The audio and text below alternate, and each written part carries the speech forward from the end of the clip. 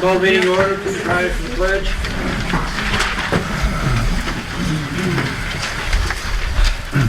Allegiance to the flag of the United States of America and to the republic for which it stands, one nation, under God, indivisible, with liberty and justice for all.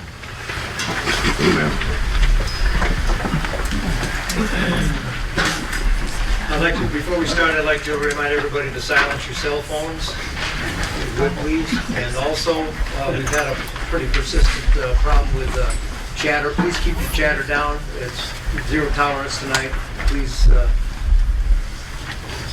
it's a disruption, and it's been noted a few times. Okay, roll call, board members. Roll call. Wasman? Here. Vance? Here. Kramer? Here. Ridley? Here. Reedsma? Here. Okay. Approval of agenda items is...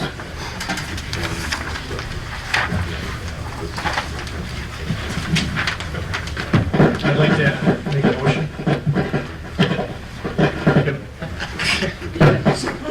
It's popcorn, it's movie night. Maybe chair. I'd like to make a motion to add budget adjustments to the agenda under new business. Budget adjustment. And that's in reference to discussions we had in the last several days, as well as the 26th meeting. You hear back here okay? No. But you can hear me okay? I'll repeat it. I'd like to make a motion to adjust the agenda for budget adjustments. And this is in reference to our last special meeting on the 26th of December, where we postponed those budget adjustments until today, as well as reference to this past Thursday or Friday, where we made a request to have it on the agenda. Anything else? Is there a motion to approve the agenda as amended? I make that motion. Ken makes it. Is there support? I'll second. Okay, supports. All in favor? Aye. Aye. Board member conflict of interest statement, anything that's not applicable? Yes. You got one? I have to abstain from old business item 7A because I own property in the proposed special assessment district. Okay.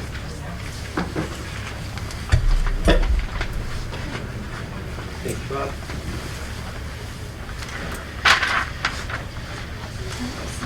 That's that right there. Okay, we're going to open up a public hearing for the establishment of sewer district phase 2, and this is for your comments. You should have received something in the mail for phase 2. Are there any comments that we need noted? And if you have a comment, please come up to the podium. This is for phase 2.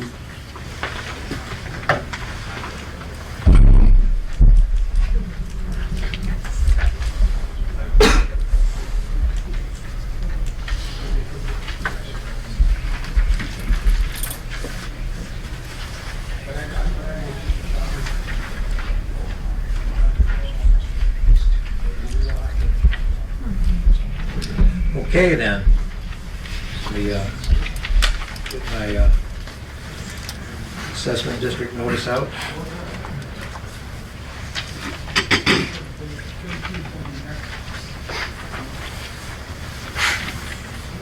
Now therefore, be it resolved that the Township Board hereby determines that the petition filed with the Township Board signed by record owners of land constituting more than 50% of the total area in said special assessment district is legally sufficient for the Township Board to proceed in accordance with the Act and the public improvements described in Exhibit A attached hereto and made a part of hereof are necessary for the health, safety, and welfare of the Township, and that said public improvements shall be made and completed pursuant to the Act. 2, the Township Board hereby approves the plans and estimate of cost for public improvements in the estimated total sum of $5,560,000 as prepared for the Township by Performance Engineer, Charlevoix, Michigan, and on file with the Township Clerk. Of the aforesaid total cost of the project, it is estimated that $3,058,000 will be spread against the hereinafter maintained special assessment district pursuant to the Act. The Township Board hereby finally determines that said special assessment district shall consist of all of the lots and parcels of land described in Exhibit B attached here to, that the district shall be designated, quote, residential sewer phase 2 special assessment district to district, and that the existence of the district shall be maintained until all special assessments payable on the road hereinafter described, and any bonds issued in anticipation of such special assessments have been paid. The township supervisor is hereby directed to make or cause to be made a special assessment roll in which shall be described all the parcels of land to be assessed as above set forth, with the names of the owners thereof, if known, and the total amount to be assessed against each parcel of land, which amount shall be such relative portion of the whole sum to be levied against all parcels of land in the district as a benefit to such parcels of land bears to the total benefit of all parcels of land in the district. Did I skip it? Nope. Okay. When the township supervisor shall have completed the special assessment roll, the township supervisor shall affix thereto a certificate stating that said roll was made pursuant to a resolution of the township board of the township adopted on the date of adoption of this resolution, and that in making the assessment roll, the supervisor has, according to the supervisor's best judgment, conformed in all respects to the directions contained in said resolution and the statutes of the state of Michigan, and the supervisor shall then report the special assessment roll with the certificate attached thereto to the township board. All resolutions and parts of resolutions insofar as they conflict with the previous of this provisions of this resolution be and the same hereby are rescinded. That is my motion. Is there support? I'll support. Roll call?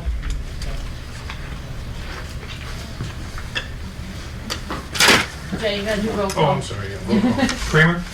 Abstain. Redley? Yes. Beliza? Yes. Vance? Yes. Reedstone? Yes.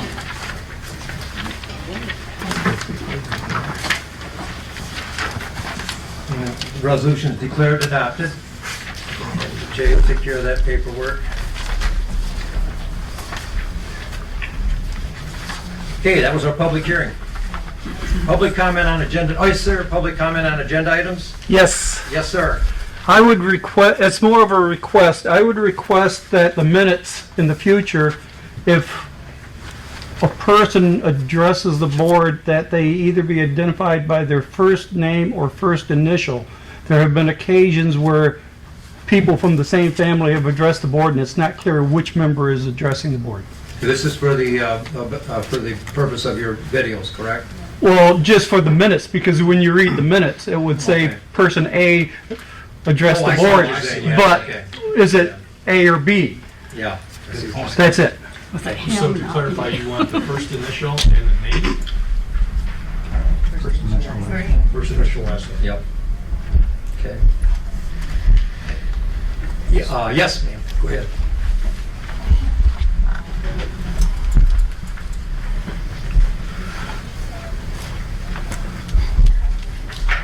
This one first. Is it working? Yes. Okay. Sound great. I would like to address the agenda item regarding the Planning Commission ordinance that is being submitted as part of new business. And the reason I want to address it now is because there have been a lot of questions and emails floating around. In fact, questions put to our attorney by one of our trustees who said, I am unclear whether this Citizens Advisory Ad Hoc Committee was established, existed, or functioned under Public Act 168 of 1959. The Planning Commission never was an ad hoc committee. Ad hoc means for this. It's a temporary committee put together to solve a problem.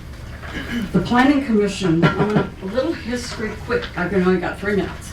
A little history, the Planning Commission first was mentioned in meetings of the Township Board in 1965.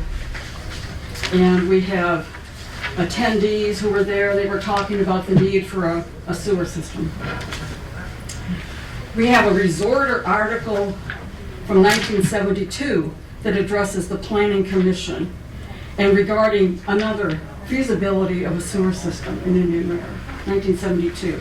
This was 57 years ago, 50 years ago, and then 30 years ago, there was a resolution of concurrence incorporating, signed by the board, incorporating the Planning Commission as part of the Public Act 168 of 1959. So there is no question that this Planning Commission and the good people that have worked for it over 60-some years were not just an ad hoc, illegally formed committee.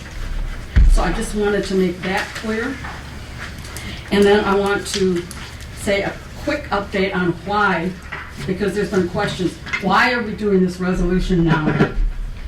And the Planning Act, Enabling Act of 33 of 2008 repealed and replaced all prior planning and zoning ordinances. The state of Michigan did that.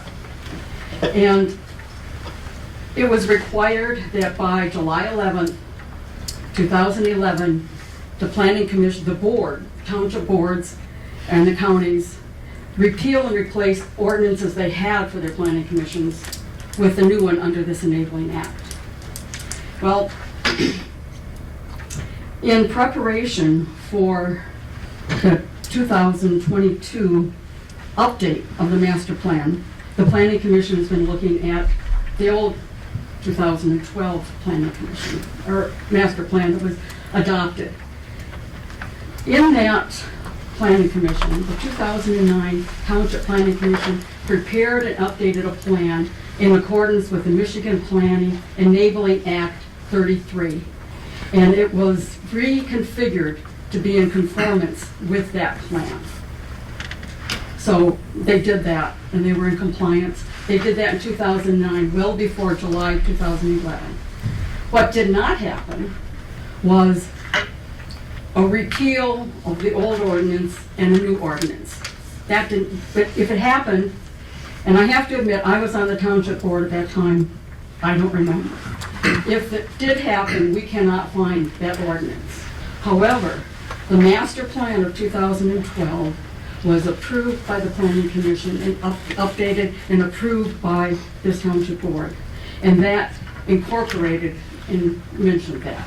So it was brought to the attention of the township attorney, and they recommended that the township move forward.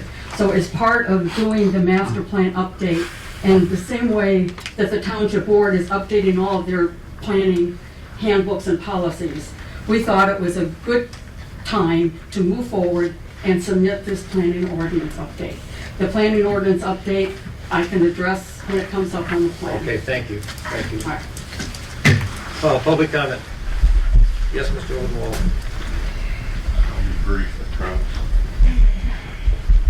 As far as the planning commission goes, I don't have a horse in this race.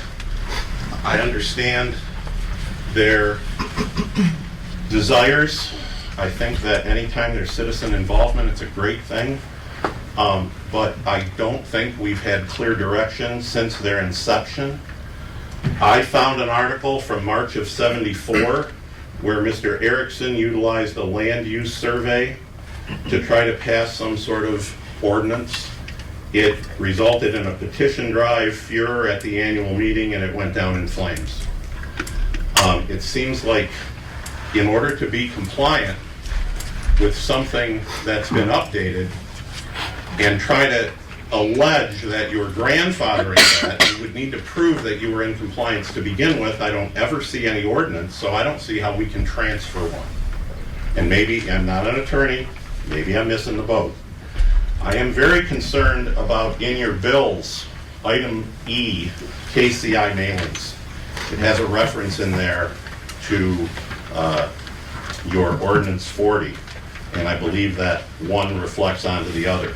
So be very careful if you're going to pass the consent agenda and include item E. Thank you. I think that's mistyped. That might be a mistype. Okay, thank you though. Thank you, Mr. Odenwald. Public comment. Yes, sir, Mr. Swanson.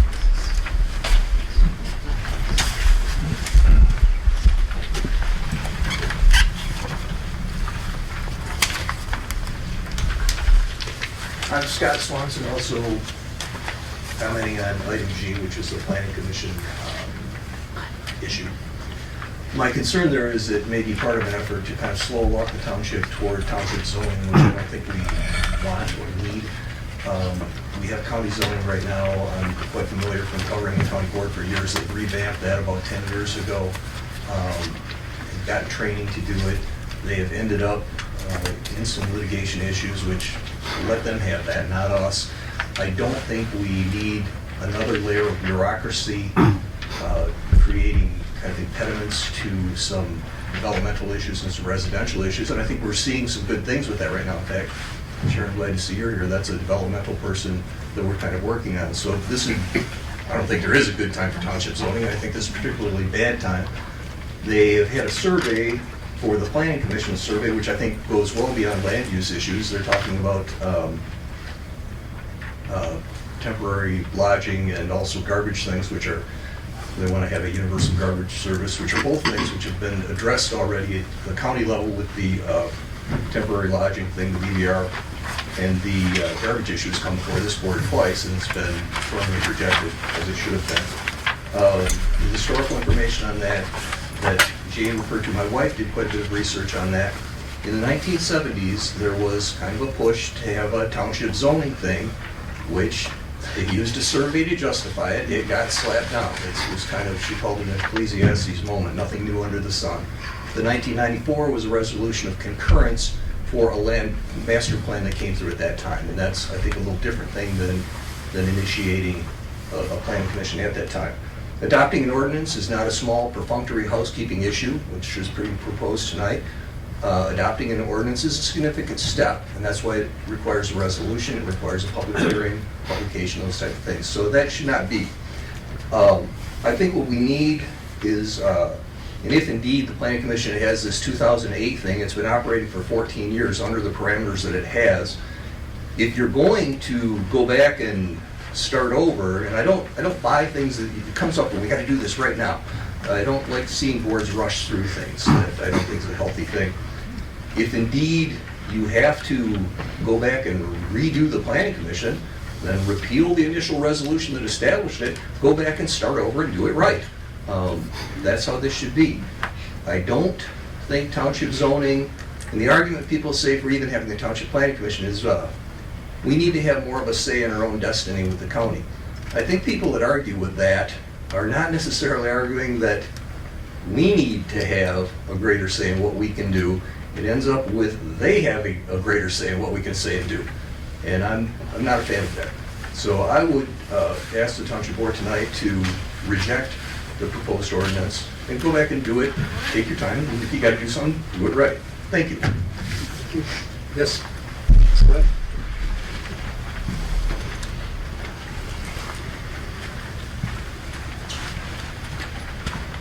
Don Webb, I'm also a planning commission member. When 2008, when the Act 33 was implemented in 2008, what it requested was, or required was, that we repeal either any ordinances or the resolutions. Ours was a resolution in 1992, based on Act 168 of 1959. So it was a resolution. All we're supposed to do is repeal the resolution and replace it with an ordinance. That's the requirement. So that's what we're asking to do. No one's talking about zoning. We know the county takes care of our zoning. There is a section in there, Section 11, for adding zoning, should we need to in the past. It can come out. Section 11 can come out if it's that big of an issue.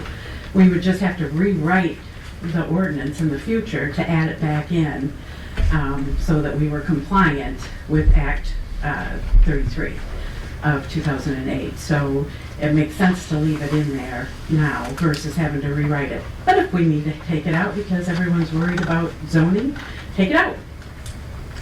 Thank you. Thanks. Public comment? Public comment, oops. Public comment is closed.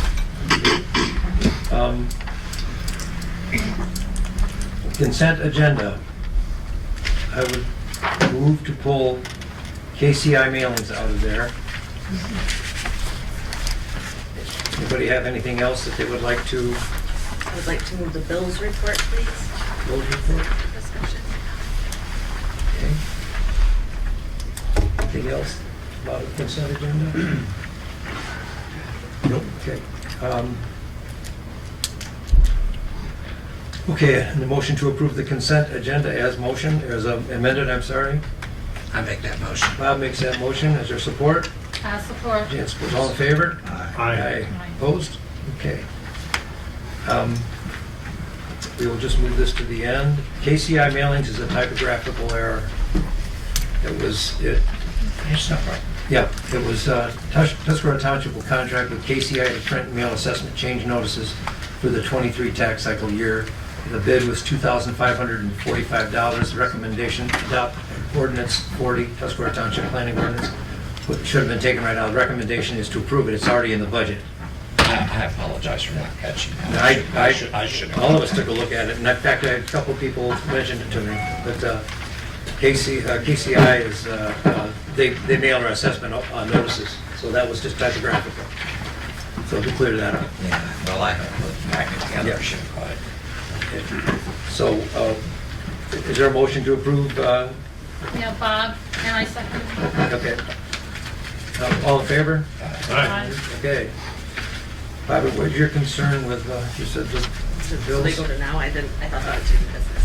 Oh, you want to do a new business? I don't know what the proper. Oh, I don't either. Goes to the end, right? Okay, what was the end? Okay. So KCI mainly should have went too. Yeah, that's fine. Okay, old business, which I'm not gonna get it right nope. each and every time. Yeah, it's gonna take minutes. Okay, old business, I jumped the gun there, decision to establish SAD, we already made that motion. Correct. Budget adjustments, Jay, That goes to the end. Go to the end. was the end? I thought we went on old business. Okay, we'll put it at the end. Okay, the Blight remediation grant, we have Sharon's with us again, we appreciate that. Jan, Yeah. go ahead. Okay, this is on. The Blight Elimination Grant, give me a summary. It says Sheboygan County will assist, that's my assist in preparing and writing the grant application for the stabilization of Oak Hill Cemetery building and possibly the demolition of 3 private property blighted structures. And we do have Sharon Lang here, and she'll be present for the purpose of answering questions from the board. So I'd like to make a motion to approve the Sheboygan County to assist in the preparation of the Blight Elimination Grant. Okay, is there support for that? Possibly. Support. All in favor? Aye. Sharon, if you don't mind, I did have some questions, because I've been talking to the Homeowners. homeowners.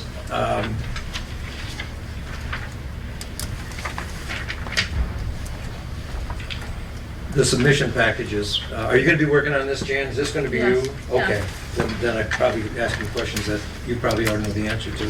Well, maybe I do, maybe I Yeah. don't. We have an expert here, so. We got have, Sharon here. we have 3 private properties, and I've only been able to contact one that is very interested. The other one is go right to voicemail, and I haven't heard back. And I don't, what was the third, you Well, had? actually, it was 2 structures on one piece of property, and then On we Frontenac. had, on Oh, Frontenac. that's the one, that's the immediate one we were talking about. the Right, Blight, and yeah. then we have the building that's south South of of town, yeah. Stargate. Okay, that was. So there was 3 structures and 2 properties is what it Okay, was. okay, got that. And I don't want to get too far along into this. I guess part of my question was the lien. I'm meeting with those people Thursday. And in fact, if it's possible, I'd like to, and now you in if I have to. The demolition activities, how do we determine if, like, we have a structure that looks like it could be renovated or it could be demolished? Do you mind if I take the microphone? So that No. I feel as though I'm speaking at the. Yeah, okay. Thank you. Thank you. Last time I was here, Sharon Lang, Sheboygan County Economic Development Coordinator. Last time I was here, I shared that the state of Michigan has designated a specific amount of dollars per county to eliminate blight. These are funds for your units of government. They are not for private business owners to clean up their messes. They're not for private homeowners to just sort of get a freebie demolition. These are tools for boards that are elected officials to use to identify either properties that they own, or the county owns, or the city of Sheboygan owns, and get rid of those old awful properties, or to identify very specific properties in your community that just are a really bad eyesore. They're in a critical corridor for development, they are in a high traffic flow area, there's something that matters to you and needs to go away. So what we're discussing here is a lien. So we do have an opportunity, you do as a community, and no one else in Sheboygan County has identified properties that they would like to tackle. So you guys are at the top of the list, you're gonna get this money. There's just nobody else is coming forward. Round 2 is $200,000. If we manage to meet the deadline, we're working on January 31st. It'll go in, it'll happen next year. It has to happen by December 31st of 2023. If we don't use up all of the $200,000 in Sheboygan, you all can come back and ask for more, and they'll give it to you automatically up to that 2 and even more. Or maybe somebody else pops up in the county and they want us to help them do it as well. So the lien is a way for you as a governmental unit to have a say and to help control the process when you're dealing with a private property owner. So we're gonna fix up your cemetery building, that will happen, and you're getting bids, I know you've got some numbers that have come in, and so that's a real easy one because of the stipulations of the grant. The others, that I believe they're trailers that are in a main corridor that have been in great disrepair, no utility service, they've been abandoned for a very long time.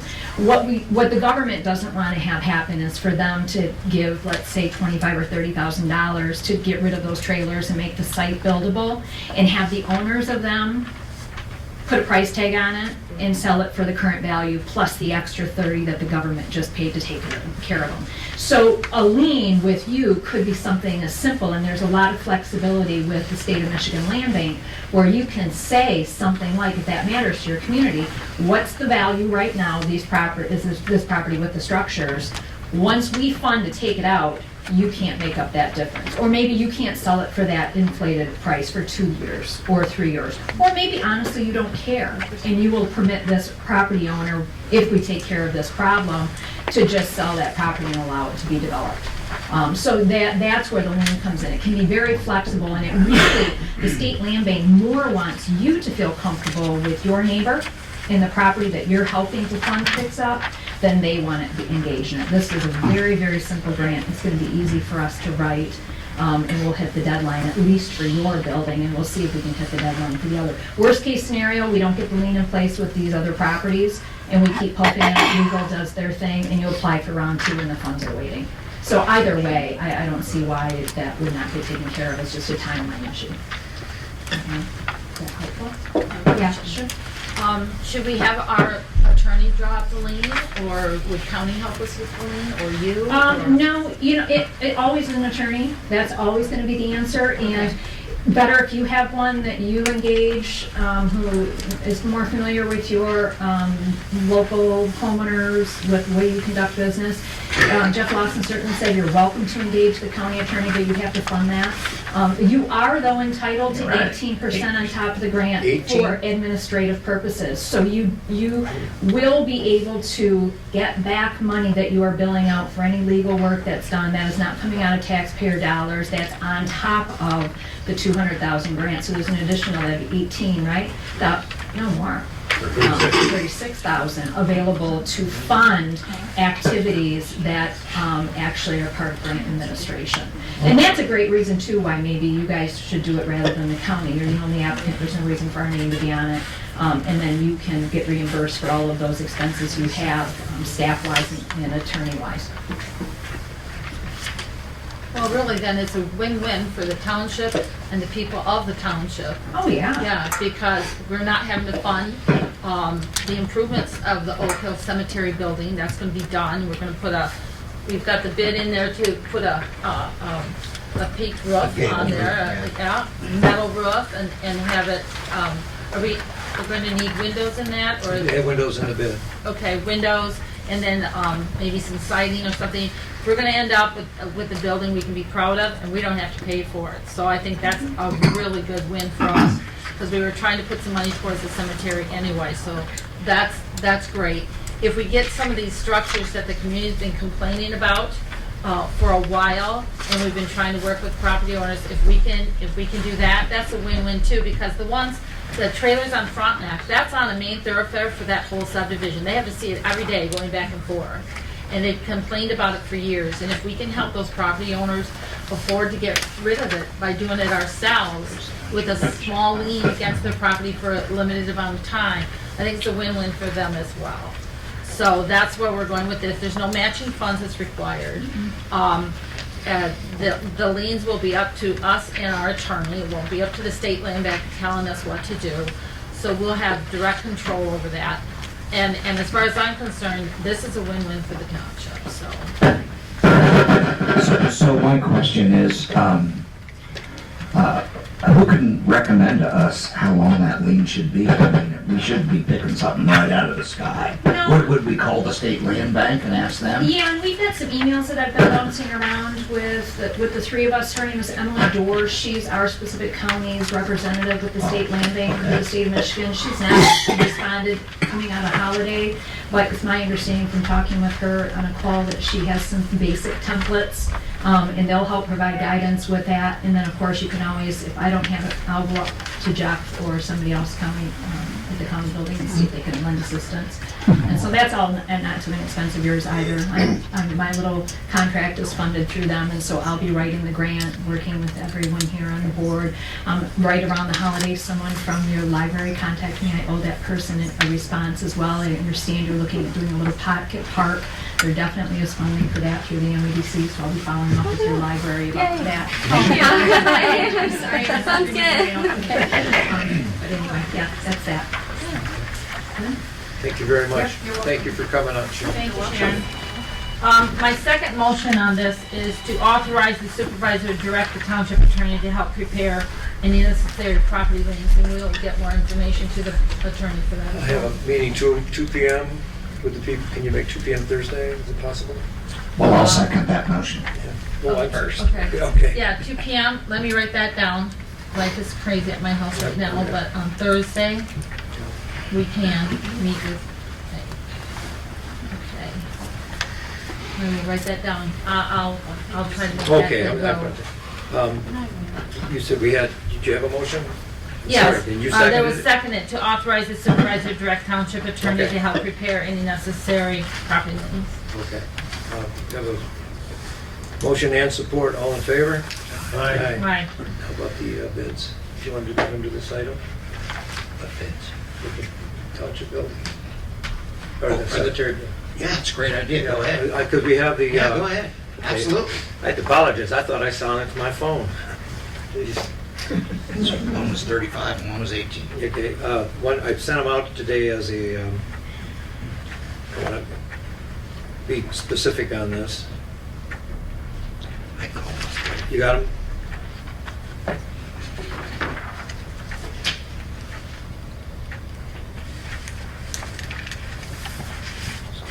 Yep, I got it here. Cemetery RFPs. Yeah, I got it. You got it? Go ahead. Frank Foster Yep. of Petoskey bid $18,230. Most of us have checked it. He's doing everything that you put in your RFP. My only concern is the electric, but he knows what he's doing. I'm sorry.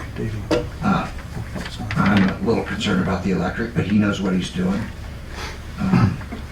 And I'm pretty sure he's doing this for us at cost. And then we have Dennis Holden from DH Services in Wolverine.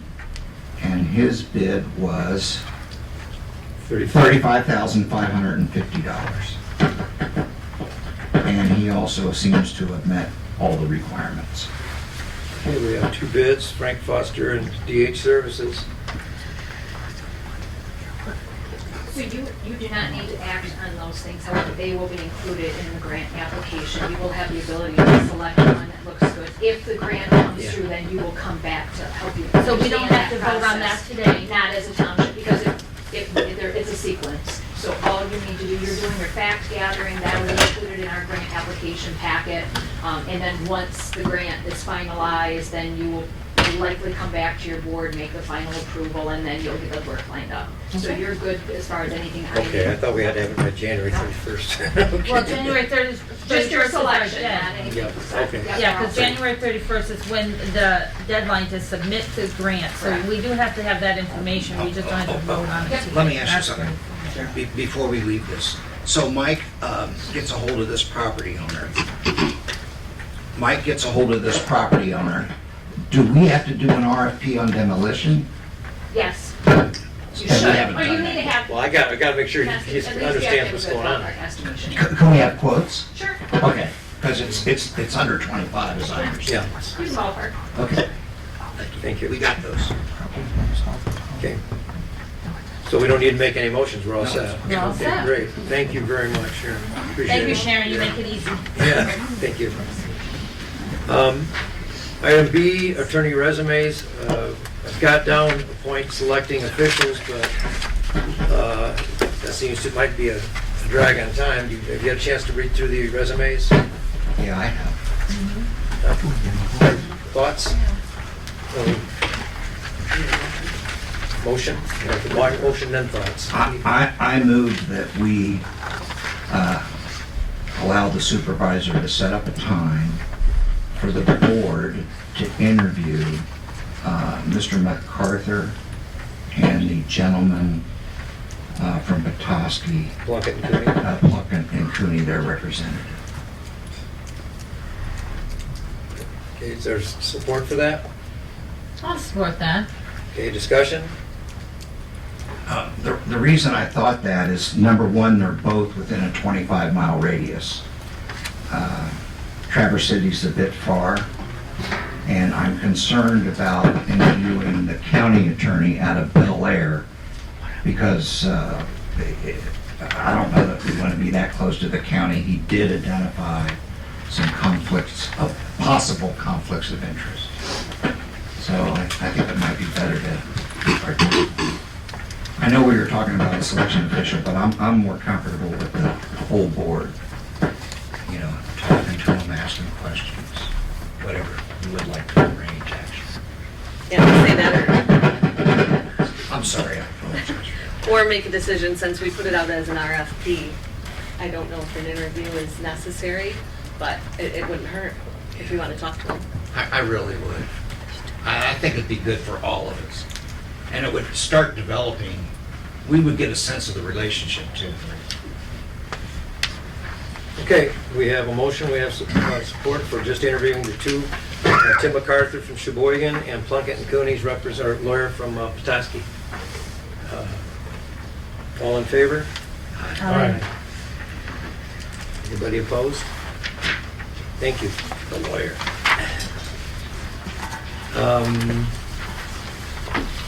We have, I know. It's right here. You got it? Okay, great, thank you. This is the item C is the HVAC maintenance agreement. We generally, we brought this to because the library board is here, representative. It's between the library board, the township hall, and police department. We have a maintenance contract with temperature controls, and I can't believe that we're feeling pretty comfortable for a change. We figured out what was going on, why it was heating up so badly, but we still have to leave the windows open. But instead of going with temperature controls, the proposal was from M&M Plumbing and Heating. They're the people we call all the time anyway when something goes wrong, and I don't know why we just don't have our maintenance contract with them. It's $2,800, it's billed twice a year at $1,400 every 6 months. The cost will be divided as follows: 30% for the township, 30% for the police department, and 40% for the library. Is that correct, Jim? No, Oh, okay. it's evenly split. It's evenly split. Utilities are the only thing we split 30-34. I'm glad you brought that up. So this is 33 and a third, huh? Yes. Okay.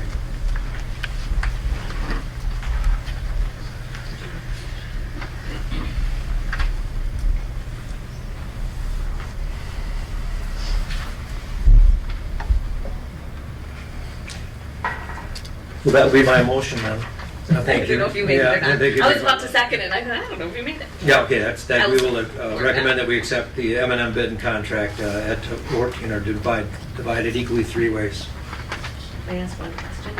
Oh, sorry, messed up your name. She already seconded it, right? Yeah, I did. Yeah. Temperature control, we're done with them, I right? don't know, we can't, I call them, we can't find the contract, they can't find the contract. If they show up, they're not getting paid. Perfect. Because Noted. I But called they them don't several show up at- times, I said, where's the contract? So- And they don't. I have a follow-up question. Is this gonna solve?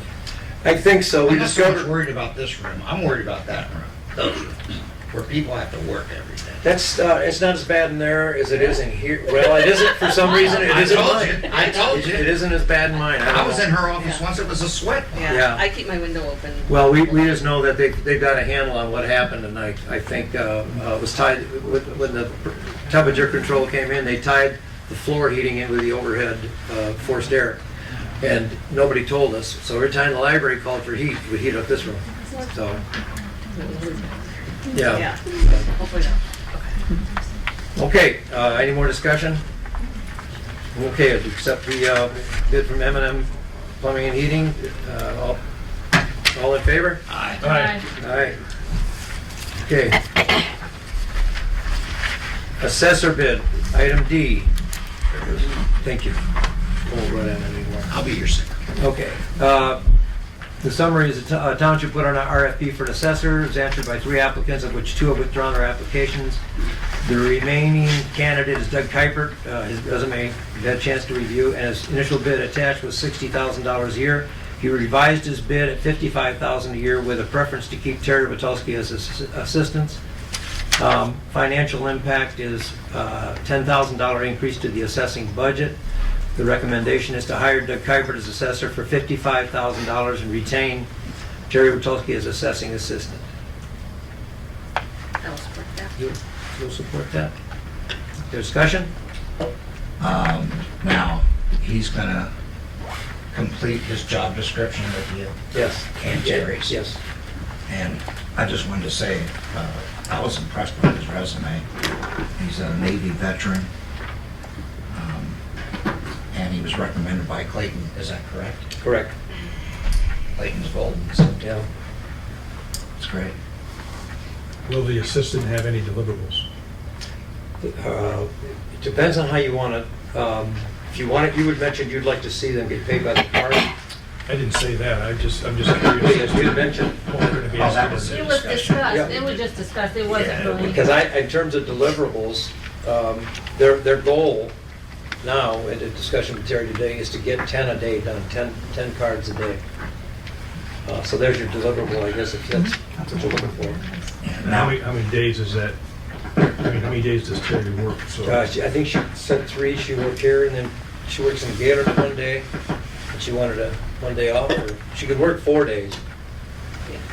Yeah. okay, so I mean, there is a limit, right? We just think of the Well, budget, correct? Yeah. That's what we have. Right. In the past, she's worked until her budget has expired for the year, and usually that's about this time of year when the snow flies anyway. But if so- we have to, we can add to that if we're making progress.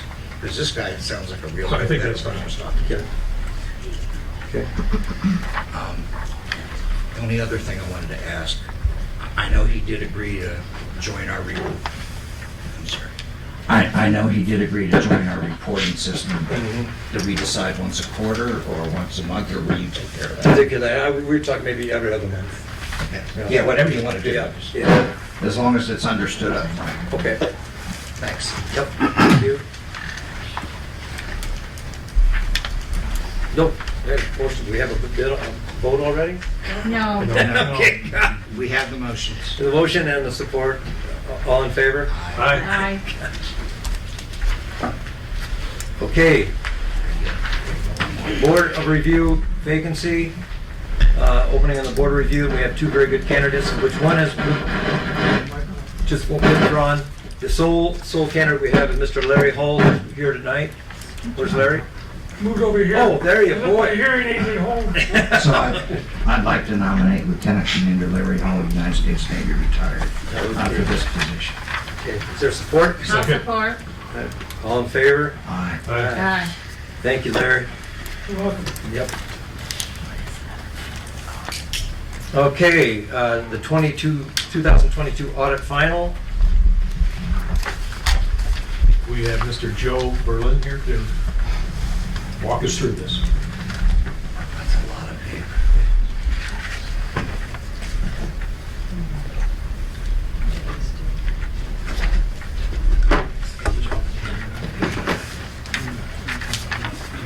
Thank you.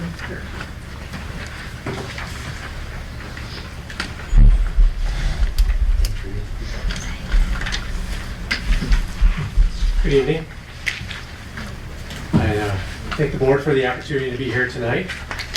And I'm going to walk through the audit. There's roughly 88 pages here.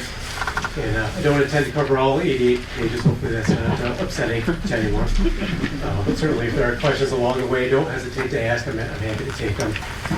And in this 88-page report, what matters more than anything else is on the second paragraph of page 1. If you compare this year's report to last year's report, you'll see that some of these paragraphs have been reshuffled. We're following the new AICPA, American Institute of Certified Public Accounting pronouncements in terms of the layout of the opinion letter, which makes sense. Now we can see the opinion paragraph at the very first page as opposed to the second page. And that second paragraph states, in our opinion, the financial statements present fairly in all material respects the financial position of the township as of June 30, 2022. This is referred to as I explain it as being a clean opinion on your financial statements. This is the highest level of an opinion we can provide on your financial statements. The technical term is a modified opinion. That just doesn't sound very flattering. So I explain it as being a clean opinion on your financial statements. It means that we were provided a set of financial statements, and we worked with accounting, we worked with the Department of Treasury, various financial institutions. We confirmed, verified the numbers as provided to us, and determined that they're fairly presented in all material respects. It means something to get a clean opinion on your financial statements, but certainly always should be the township's goal to get a clean opinion on your financials. And next, if you go to page 6, this gets us to the first page of management's discussion and analysis. I would think of this as being the Cliff Note version of the township's audit. Here we see financial highlights. We can see 2-year comparative information and some narrative explaining reasons behind some of the more significant changes in the township's finances during the past 2 years. So working through these financial highlights, that first bullet point shows if we take all the assets of the township, we sell them all, we pay off all the liabilities, there would be $10.8 million left over. It's a theoretical number. Obviously, the township has no intention of doing that. And if you look through that, as we continue on through that first bullet point, when we back off the non-spendable items and restricted items, we see that there's $2,095,513 of unrestricted net position. So that's a better representation of what the township's liquidity was at June 30, 2022. Second bullet point now, this answers the question if a reader looks at these financial statements and sees the net position and asks, is the township better off financially at June 30, 2022 compared to June 30, 2021? The answer is yes. The revenues exceeded the expenses by $820,006. So the financial position is improving. The revenues came in about $170,000 less than the previous year. But expenses came in about $1.17 million less, having to do with special assessment and road-related projects primarily. Third bullet point, now we're talking about the governmental funds. So how is your major, or your general fund doing, your special revenue funds? And this is on the short-term basis of accounting. I would think of this as being checkbook accounting. And your total fund balances came in at $2,135,975. And that represents an increase of about $120,000 during fiscal '22. So in other words, cash in exceeded your cash out. It's not quite that simple, but that's a good representation or a good way of looking at an increase in fund balance. We like to see your fund balance increasing. That certainly is a good sign as well. And then last bullet point, the fourth bullet point shows that your total unassigned fund balance in your general fund So we're looking just at the most important fund, the most important element of fund balance in your general fund, $819,495. We take that and divide it by your general fund expenditures, you're at about 127% funded. So you've got just over a year's worth of reserves sitting in your unassigned fund balance in your general fund. That's the amount that the township has to cover the day-to-day cost of running the township. Utilities, wages, things of that nature. Not too much, not too little. It may seem like a lot to see that there's over a year's worth of fund balance, but obviously one street project, one large capital outlay gets you into that very quickly. So very healthy, very comparable to how other townships are funded. If you go down to page 9, we get a look at the comparative assets and liabilities for the last 2 years of the township. Just a few rows I wanted to point out here first. The very top row, if you look at the top row, the last 2 columns, cash and cash equivalents, we always like to see how your cash is doing. At June 30, 2021 came in at about 2.1 million compared to just over 2.7 million at June 30, 2022. So your cash is up just over $600,000, a healthy increase. Halfway down the page, when we get into the current liability section, we see this new line item called unearned revenue. Came in at $239,003. That represents the amount of unearned ARPA funds the township had at June 30, 2022. So you're sitting on those funds. That's part of the reason that your cash is up. Those funds are available to be expended over the next 2 fiscal years. December 31st, 2024 is the final period that you have to consume those funds. But they are there, and that is the remaining balance at June 30. What was that area again? I'm sorry. The current liability section, it's the very last line item in current liabilities. I'm sorry, 3 rows down in current liabilities. 239, right? Yes.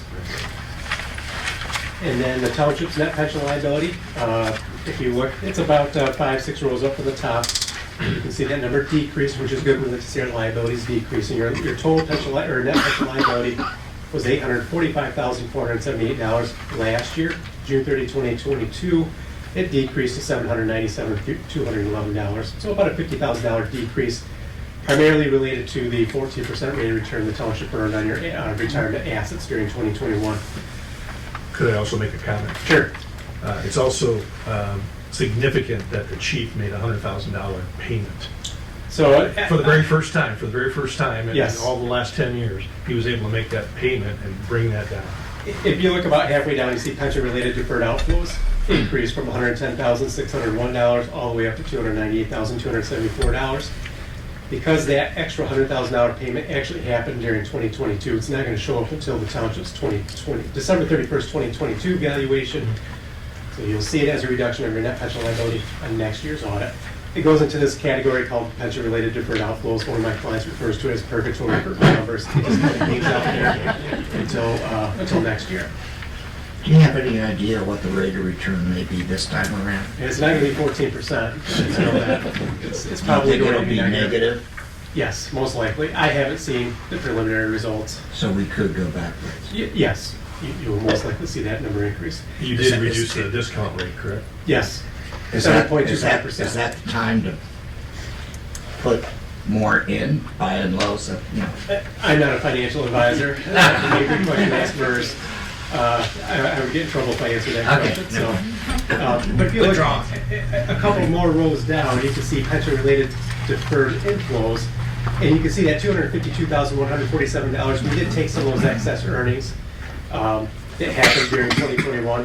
They're sitting in that pension-related deferred inflows. We're going to spread that into the next 4 fiscal years. So that is going to partially offset the lumps that we're going to take on the returns next year. So a bunch of different moving parts and pieces to it. If you go to the page 11, a couple pages beyond that, we're going to look at comparative revenues and expenses for the last 2 years of the township. And really what I wanted to just point out here first, if you look at the change in that position. So in 2021, the very last column, 3 rows up, a decrease in 2021 of $223,000 compared to a positive increase of $820,000, a very significant swing. And the change in your net position, the biggest reason being, if you look about halfway down the page, your public works expenses decreased from $1.6 million in 2021 down to about $430,000 in 2022 as a result of just fewer projects, fewer road and special assessment related projects during the year. Now if you go to page 20, we get a look at the funds of the township.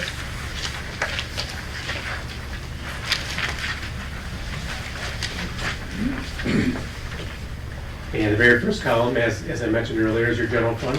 Healthy increase in fund balance, $149,653.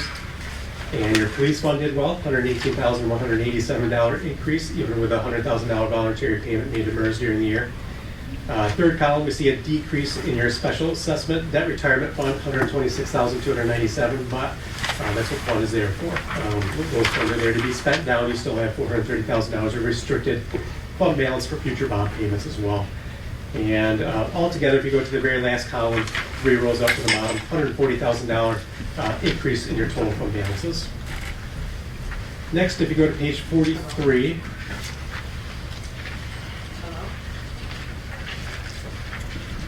this schedule, note 6, shows the long-term debt activity of the township during fiscal 22.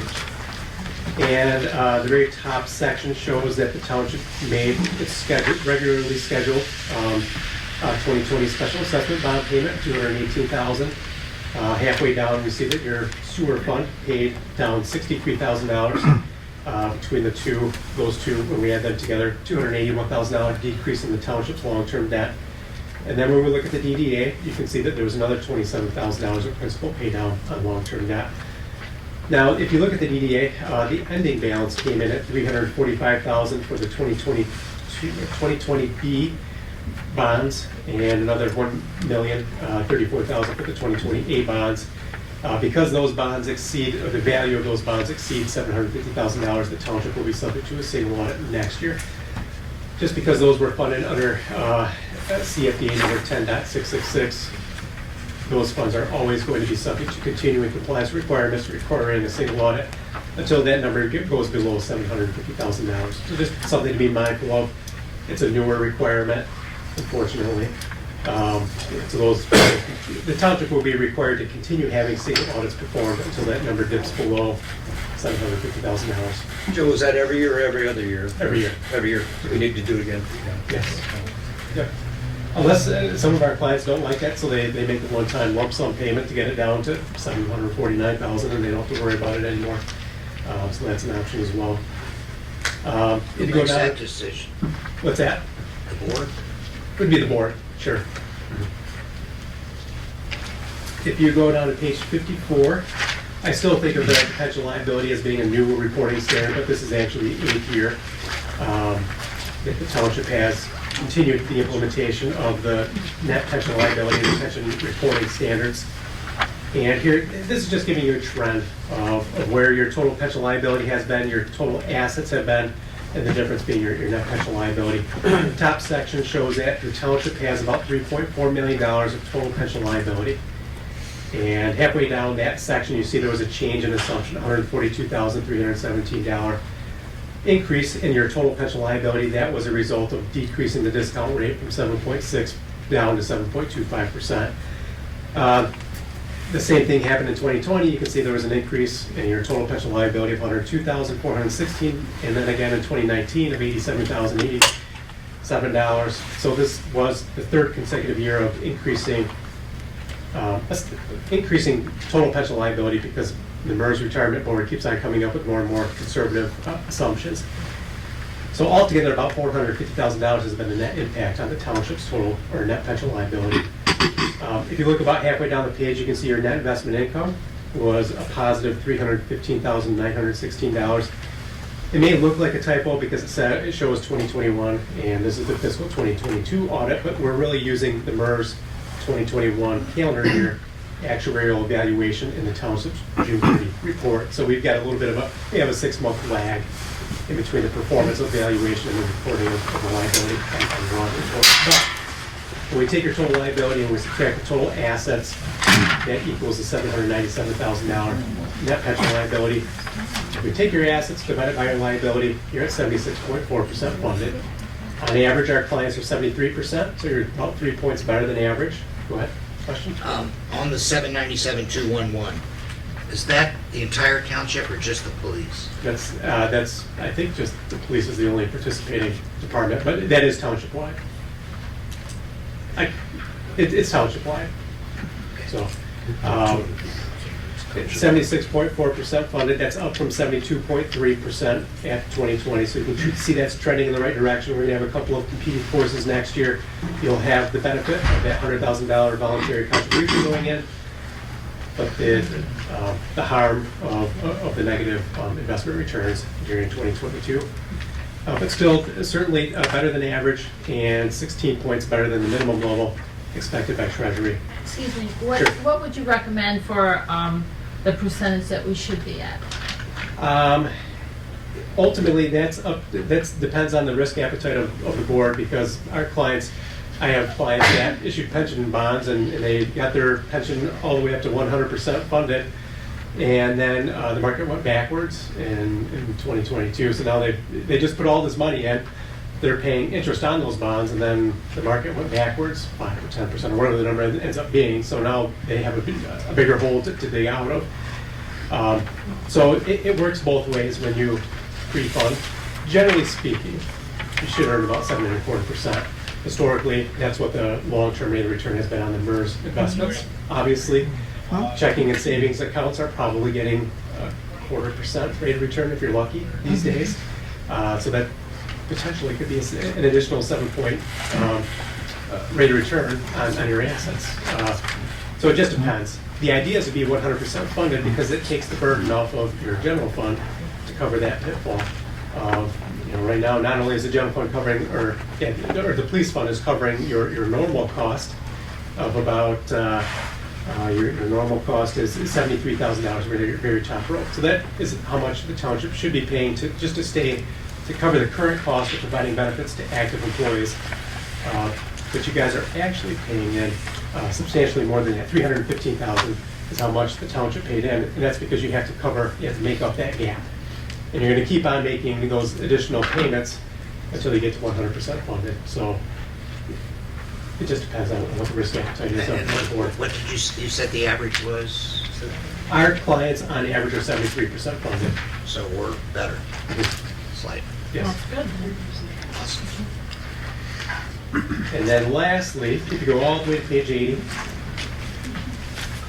we get a real quick snapshot of because the township was subject to single audit during fiscal 2022, we performed what was referred to as a federal single audit report. So we looked at those bonds and as well as the ARPA funds, and we looked at all the different compliance requirements. There's a half dozen of them that the feds have laid out for us to test and verify they're being complied with during the course of the year on those bonds. And we are required to issue a second opinion on your financial statements. And halfway down the page, you see there's a second unmodified opinion. The auditor's report issued on compliance for the major program, that too was unmodified. So in other words, you guys are expending those funds in accordance with those bond terms laid out by USDA. So this is the single audit, that's the one that's required by the feds? Yes. Have you ever heard the federal term high-risk grantee? Yes. Could you explain that to us? Sure. So there is a series of questions that we need to answer in order to determine if our clients are high risk or low risk. And one of those requirements is they have to have had 2 consecutive single audits performed back-to-back years without any findings. And I don't recall if the township had a single audit performed 2 years ago. If not, that automatically makes the township not low risk. In addition to that, last year the township did have single audit findings. That too, so there's potentially 2 different reasons that the township would be looked at as not low risk. In terms of the impact on the township, there really isn't any impact on the township. The impact is on us because it increases the amount of testing that we need to do as part of the audit. We need at least 40% coverage rather than 20% coverage if our clients are considered low-risk auditees. So that's the difference. Those aren't the only 2 requirements. Those are the 2 most common ones that dictate whether or not somebody is low risk or high risk. Yeah, there's stuff about if you make a mistake on bidding, for example, the EPA told me that you could be declared that. But I guess my other question is, have you ever heard of the USDA or the EPA or any federal agency coming in and looking Like doing their own audit of a program or If we turn back the project? clock into the early 1980s, yes. In fact, So it's unusual. it would be unusual. Okay. And the reason, that's why this is called a single audit. So rather than having the U.S. Department of Treasury come in and take a look at your ARPA funds and then having USDA show up and do an audit over your bonds, they've bestowed the privilege of conducting a single audit to us. And so we're doing your financial statement audit report. The Fed said, well, let's go ahead and pass the Single Audit Act. Allow auditors to look at those You know, funds. that's typical federal government, where they make the rules, but you have to pay for it. So, Yes, yeah, yeah. Yes, so that, yeah, the township puts it. so the reason I'm asking all these questions is we're embarking on this big 14 mil sewer project. That's a heck of a lot of money. You know, if you have any advice for us before you leave, let us know. Pitfalls. Sounds to me like I'm doing great. Yeah, I would make sure, I'm assuming that's going through Blake, I would make sure that you have a lot of communication with Blake. And what is it that, what do we need to do to make sure that we're dotting all the i's, crossing all the t's? He would be a good resource. He is very knowledgeable about those programs, how they work. He's an excellent resource. He doesn't charge you either. He's free. You can also reach out to us. I mean, we're happy to. Right, I'm just concerned about, we have a new player now. We know Blake well. Sure. But we have a congressional earmark from the EPA. Sure. That we're still trying to grab, so they're a different animal. Sure. I'm learning, but helpful. Out of Chicago Region 5.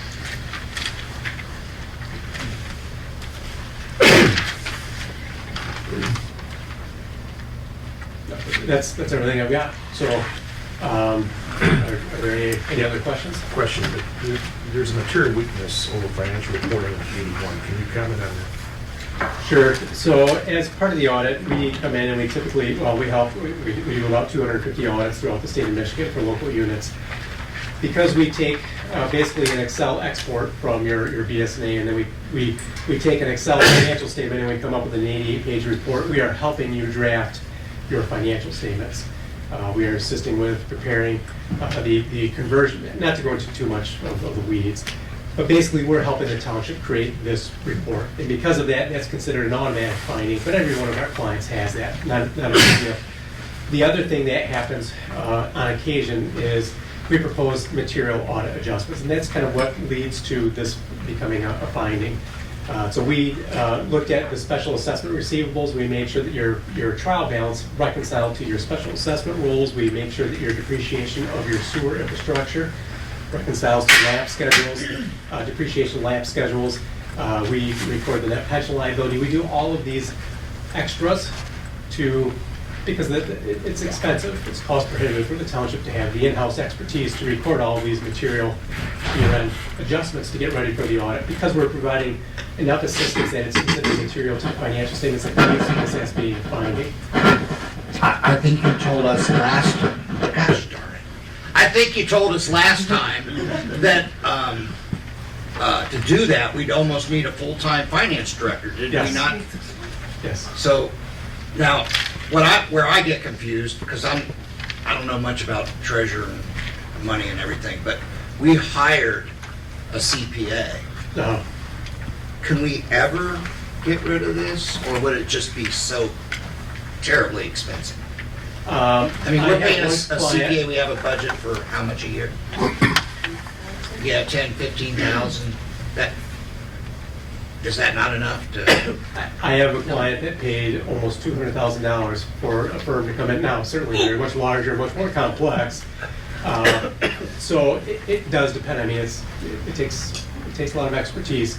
10,000. I will say that the number of audit adjustments we recorded this year were a fraction of what they were last year. So without question. Unfortunately, when we write the finding, we can't say, "Hey, you've made tremendous progress." Yeah. We can't do that. Now, would this affect our single audit? No. If you look at the federal award section in the middle of the schedule of findings and question costs, there were no material weaknesses over your federal funds. There were no compliance findings, so you're clean on those federal dollars. Yeah, that's all I'm worried. So this is kind of the cost of doing business. Treasury knows that local units of government in the state of Michigan are going to have this as a finding. and they disregard it. So, Okay. I'm not saying it isn't a big deal, but Treasury sees so many of them that they don't even consider finding. They get that it's just, it doesn't make sense to hire somebody. So I know what the county finance director makes. Sure. So, I mean, we're talking over $75,000 more to fix this, correct? Potentially. So it's cheaper to pay you. It is, especially if Treasury disregards the finding. And So you're not going to have to submit a corrective action plan. Treasury's not going to give you a hard time about this finding. Certain findings, they will send you a letter that requires formal board action to demonstrate to them what the township board is doing to resolve the matter. This is not one of those. is that where we can point out our improvements? They won't even ask you. Oh, this year. okay. There won't be an issue. So I have a question on the general fund of $819,495. Now, I assume that that's on June 30th, Yes. but we have a policy that says we should maintain a minimum of 50%, and that above that, it should go into capital projects. But, and maybe this is a treasurer question, I'm sorry if I'm getting out of my lane here, but, you know, there's ebb and flows when you get your tax money. I mean, is 50% realistic in your estimation? Maybe this is a Bobby question. It depends on what the board is comfortable with. Every one of our clients has a different opinion. I would say that our townships with similar sized budgets to Tuscarora tend to have north of 100%. And the reason is it's $800,000. Now, if there is a grant, we talked about Blight grants earlier, and that one doesn't have a local match, but what if there is a grant that comes along and the township has to cough up $100,000 to get a $500,000 grant? It's a great deal. You want to be able to have the financial flexibility to do that. Or if there's a road that needs reconstruction or something. Oh, don't go there. Or whatever the case might be, new police cars. Well, with the sewer system, for example, if we don't get this special grant, we have to put in all brand-new bathrooms Sure. that could go north of 100K. Sure. Other clients, I have a client that has about a $100 million budget. They only need 12.5%. So it really depends because they've got so much. 12.5% of their budget is $10, $15 million. They can easily withstand, one or two large big-ticket items. It really just depends on. Sometimes that percentage can be deceptive. It really just depends on, I guess, two things. Number one, percentage-wise, but dollar-wise, is the board comfortable? Because you're right, you get all of your tax revenues December through March. You've got to go through the rest of the year from July 1st until December Well, that's what I was 15th. getting at. You don't have any tax. You know, maybe the ebb and flow, maybe the minimum 60%, I don't know. It could be. No, I'd like to find that out someday. Is there a way to find that out? oh, sure. Yeah, it costs. Is it expensive? I think it's important. Sure. I mean, if we want to do a capital project and we say, oh, well, as long as we maintain $400,000, that may be the wrong answer. Sure. Maybe we need to maintain $600,000. Come budget time, wouldn't it be good to know that? Sure. Thank you. Any more questions? Yeah, a question for you, Joe. We're going to talk later about the township board having compensation responsibilities for all employees. In your professional opinion, or what is your position on that, I guess? I'm trying to recall what the accounting manual published by Treasury says. I think as long as the board goes through a process where they do approve wages on an annual basis, I don't think that there's a required policy or procedure that has to be adopted. I think, again, it really just boils down to what is the preference of the board in terms of formalizing that process. There's not a requirement to have a documented policy and procedure that the township No, I follows. understand that. But I think it's a good idea.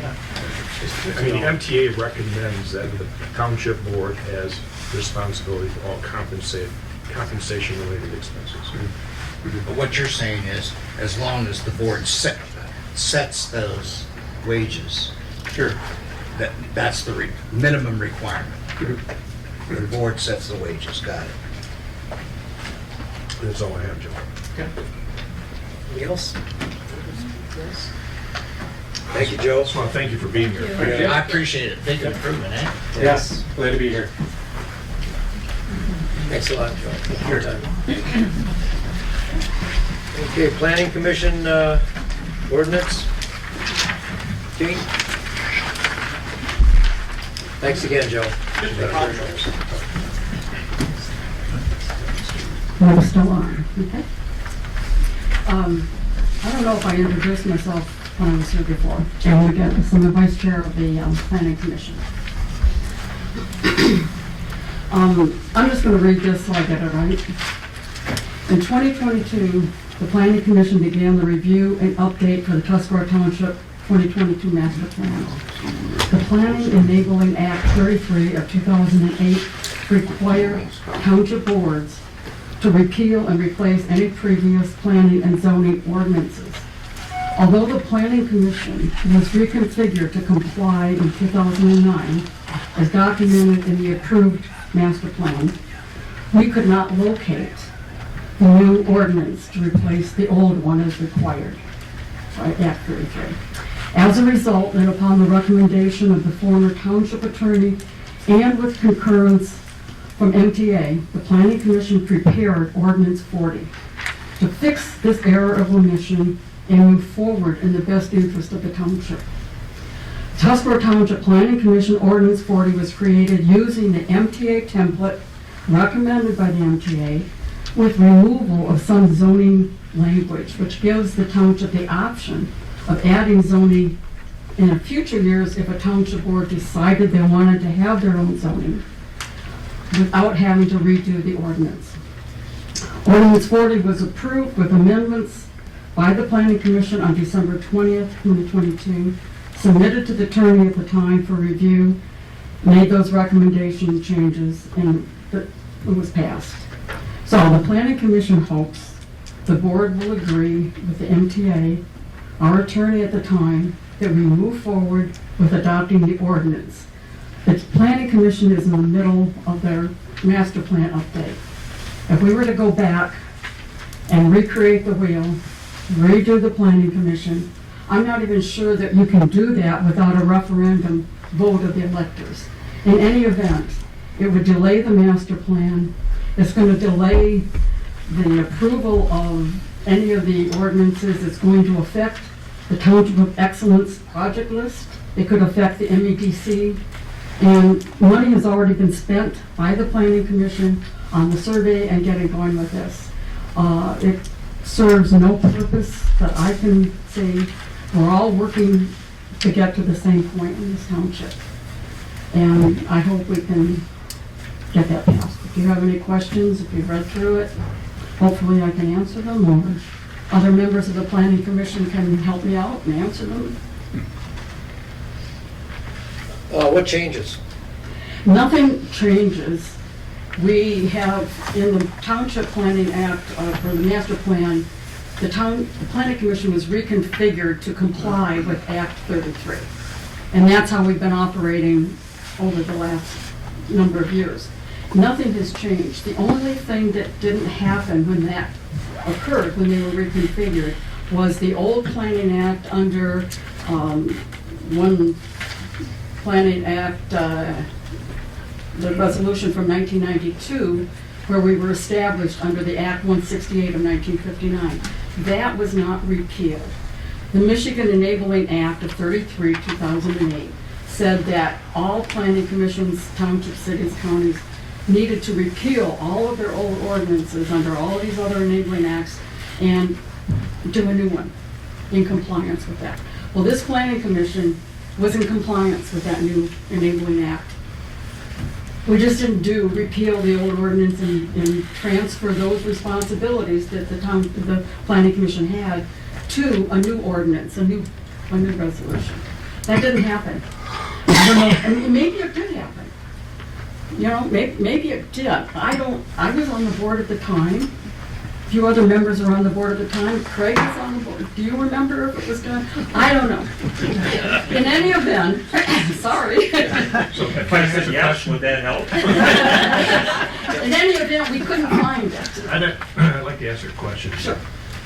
You say you're in compliance, but yet you haven't changed the rotation of members in and out. You haven't had reports done on time. You didn't even follow the law in terms of having this thing done back in 2011 as required. What did not happen, I So how do agree. you, I'm just trying to understand, Okay. how do you say you're in compliance with those things? Well, Examples. what I'm saying is the planning commission was reconfigured to comply with those things. The thing that it did not do was replace that ordinance. I agree. If anybody can find it, it's fine. So what we're trying to do, rather than recreate everything, is fix that, error, fix that mistake. Maybe it's out there. If you search through the minutes and the meetings, maybe it's there. We could not find it. Mike Shervany has worked on, the planning and update. We have held meetings. We have been, complying with, that's okay. We've been complying with the regulations, what the planning commission. Frankly, this planning commission does not have a lot of work to do. We're required to have 4 meetings a year, which we do. We get the zoning regulations from the county. So all the planning commission is an advisory to the Sheboygan County Planning and Zoning Commission. And in past years, it's worked not so well, and some years it's worked good. Currently, it seems to be working very well. Mike Tursk from the Sheboygan County Planning and Zoning seems to appreciate our recommendations. He does. Looks to us for guidance. They actually took the food truck ordinance that we passed and incorporated that into their own, because they didn't have one. So they depend on the planning commission for decisions that they make going forward. So in that way, it's a help. It's, yes. The point to make is that, excuse me again, you wrote the ordinance, but the township board passes the ordinances. Correct. So that because I'm looking for what the alternative is, because nothing changes. Nothing changes. I mean, we don't have zoning. You're not trying to get zoning powers, No. which No. was out there. People were thinking that you're trying to take over zoning and add No. another layer of red tape. Nothing changes. That This is- decision for zoning rests with the board, Right. not the planning commission. We can recommend, hey, we think this might be a good idea in the future, and you might want to look at it down the road, but that is strictly a decision of the township board. Yes. So, this is not personal. I used to be on a planning commission. Okay. I see the value. I've seen it early on. I've talked to the planning commission. I go to their meetings. So that's not the issue. The issue is process.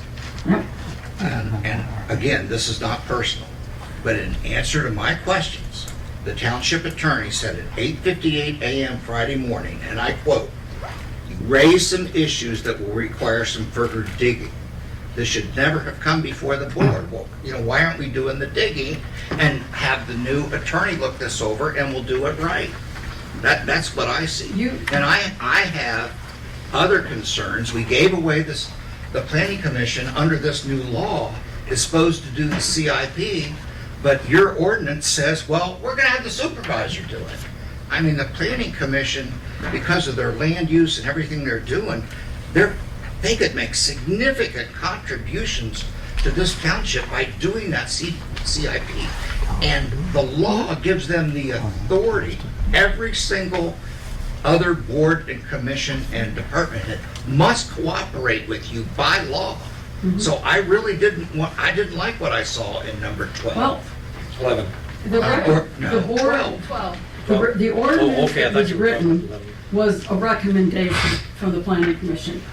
The board has the right to make modifications or changes to that ordinance. It's the township board ordinance. It's not a planning commission ordinance. You're the ones that in any event, Resolve there are other issues. I've been digging around, but I don't have the expertise. I don't know that you ever had it. I don't know that you even ever had this ordinance. I think you might have had a resolution. The ordinance under the Enabling Act of the Public Law of... No, I'm talking about the old one. Right, the one that was signed in May 5th, 1992, under the... No, that just references the master plan. That's all that does. That doesn't authorize, that's not the ordinance. That's not an authority to do anything. Of course, it's established, Tuscarora Township, Sheboygan County, Michigan has established a Township Planning Commission under the terms of the Township Planning Act, Act 168 of the Public Acts of 1959, to provide for township planning. And whereas, and it goes on, the said Planning Commission has made, and then it goes on, and it is So is that a signed resolution? May 5th, 1992, signed by Eric Jacobson and Joan Hoffman, who was clerk at the time.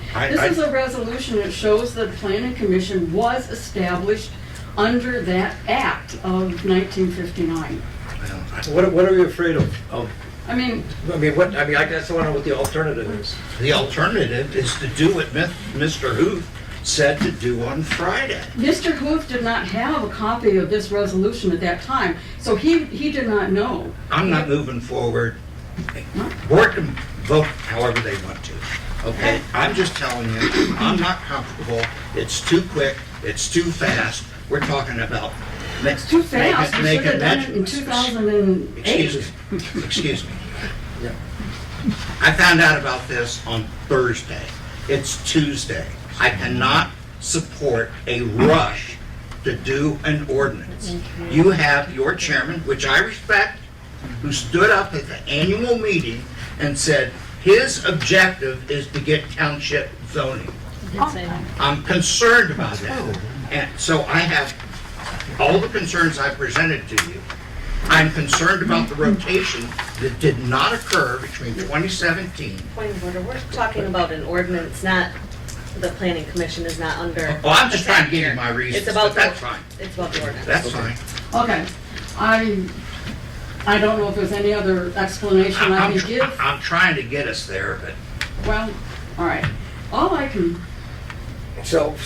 say is this is the ordinance. If you want to take our words, you want to amend it, if you want to just rip it up and start over from scratch, then that's going to, we are trying to bring the township board in compliance with that enabling act. I have no problem. And it should have, well, that's what ordinance 40 is trying to do. I'm not gonna If you don't agree with that, then that's certainly your right. I don't know what else I can say to explain, but all I can say is, this planning commission has been around for nearly 60 years, and they've done a lot of really good things for this township.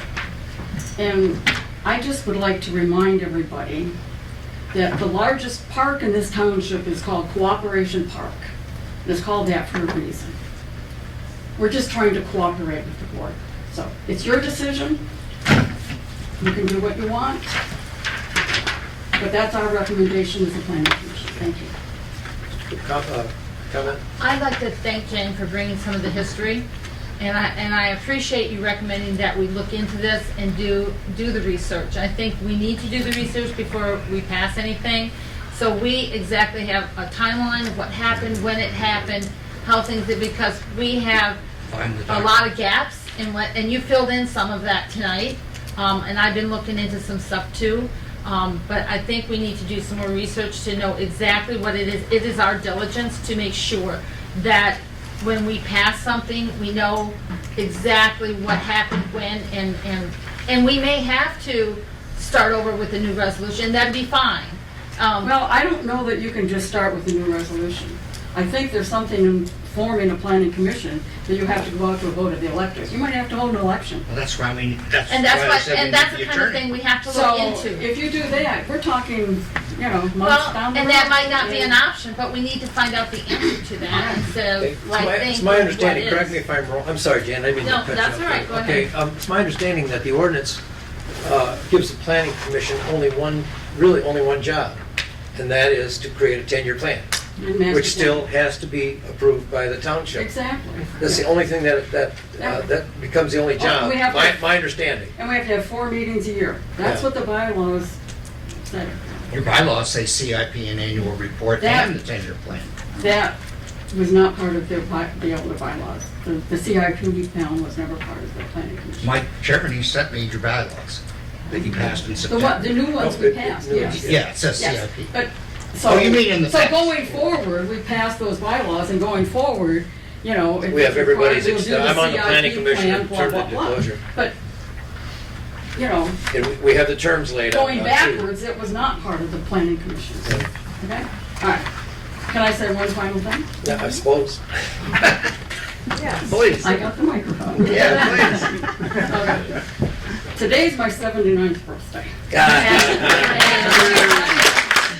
You know, rather than home planning and celebrating with my family, I'm here defending this planning commission and the people of this community. And I don't know how or if I'll celebrate my 80th, but it's not going to be like this. Thank you very much, Jane. Okay, could we have that, is there a motion to, a motion? We haven't had a motion, have we? No. Is there a motion? I have one more question before I make the motion. So if I understood Jane correctly, the planning commission will be responsible for the CIP. So if we struck section 12, then that would bring it to match their bylaws.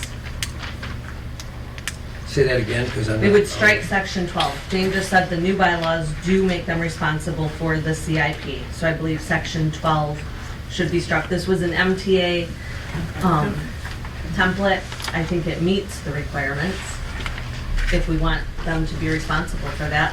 I would say I would make the motion that strike section 12 and adopt the ordinance. That's your motion? That is my motion. Okay. Is there support? Okay, I will support it. Roll call? No discussion on the motion. Oh, yeah, discussion, there you go. I object to 11 because it talks about zoning. And 12 is, assigns the supervisor to do the CIP. And if you look at the template, the MTA template, you have a choice. Either 12 says that the planning commission does it, or the supervisor does it. So apparently, whoever drafted this picked the supervisor column. Just to straighten that out. Okay, well, zoning powers, section 11, is any existing zoning ordinance shall remain in full force and effect as otherwise amended or repealed by the township board. Again, that comes back to the board. It isn't the planning commission. At that time, all powers, duties, and responsibilities provided for zoning boards or zoning commissions by the Michigan Zoning Enabling Act or other applicable zoning statutes are transferred to the Tuscarora Township Planning Commission, but not until the township board says so. So, It gives us power. Paragraph 11 gives us power to establish our own zoning at any time that we want. I think We can do that anyway, though, right? we- If 11 wasn't there, we could do it anyway. You'd have to, no, I don't think you could. Well, that's another reason to ask an attorney. Well, why would we take the power away? I don't think. I just feel that we need to have more research done on the history, the data, do an analysis of what they have done. I don't think there's anything wrong with that, looking at that. Township of Excellence says look at every committee, every board, every commission that you have and examine the effectiveness of it. I think this is a good time to do just that. I'm not prepared to rush into an ordinance. That's a law. That becomes a law. And so, therefore, I think I need some more time to be comfortable with what's going on and do some more research. That's where I'm at. more discussion, more thoughts? I'm doing roll call. If there's no more discussion, okay, roll call? I'll do roll call. Kramer, No. Ridley, Yes. Glasvick, Yes. Vance, No. Reedsma, no. Okay, motion fails. Okay, fair market value, township property. This deals with a piece of property back behind the Globe, lumber yard, Awakon, Market Mercado, and Outdoor Flowers. The township board required a study of fair market value for property. Because of its limited access, highest and best use, and no comparable properties, supervisor recommends accepting the offers and move forward with estimates for future sales, all made on a case-by-case basis. The financial impact pending is $21,500. Oops, that's an extra zero in there, I apologize. $21,500 to Township General Fund. Other parcels pending a formal offer. And my recommendation is, I prepared this, is accept the offers on the 2 parcels.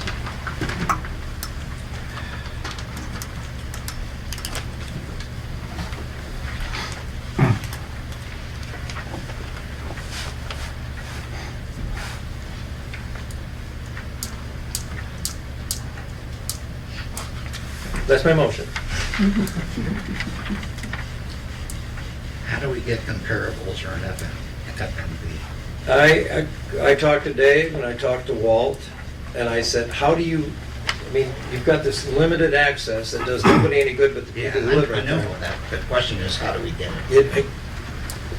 I don't know. We have appraisers, do we not? Yeah. Not your kind of appraiser.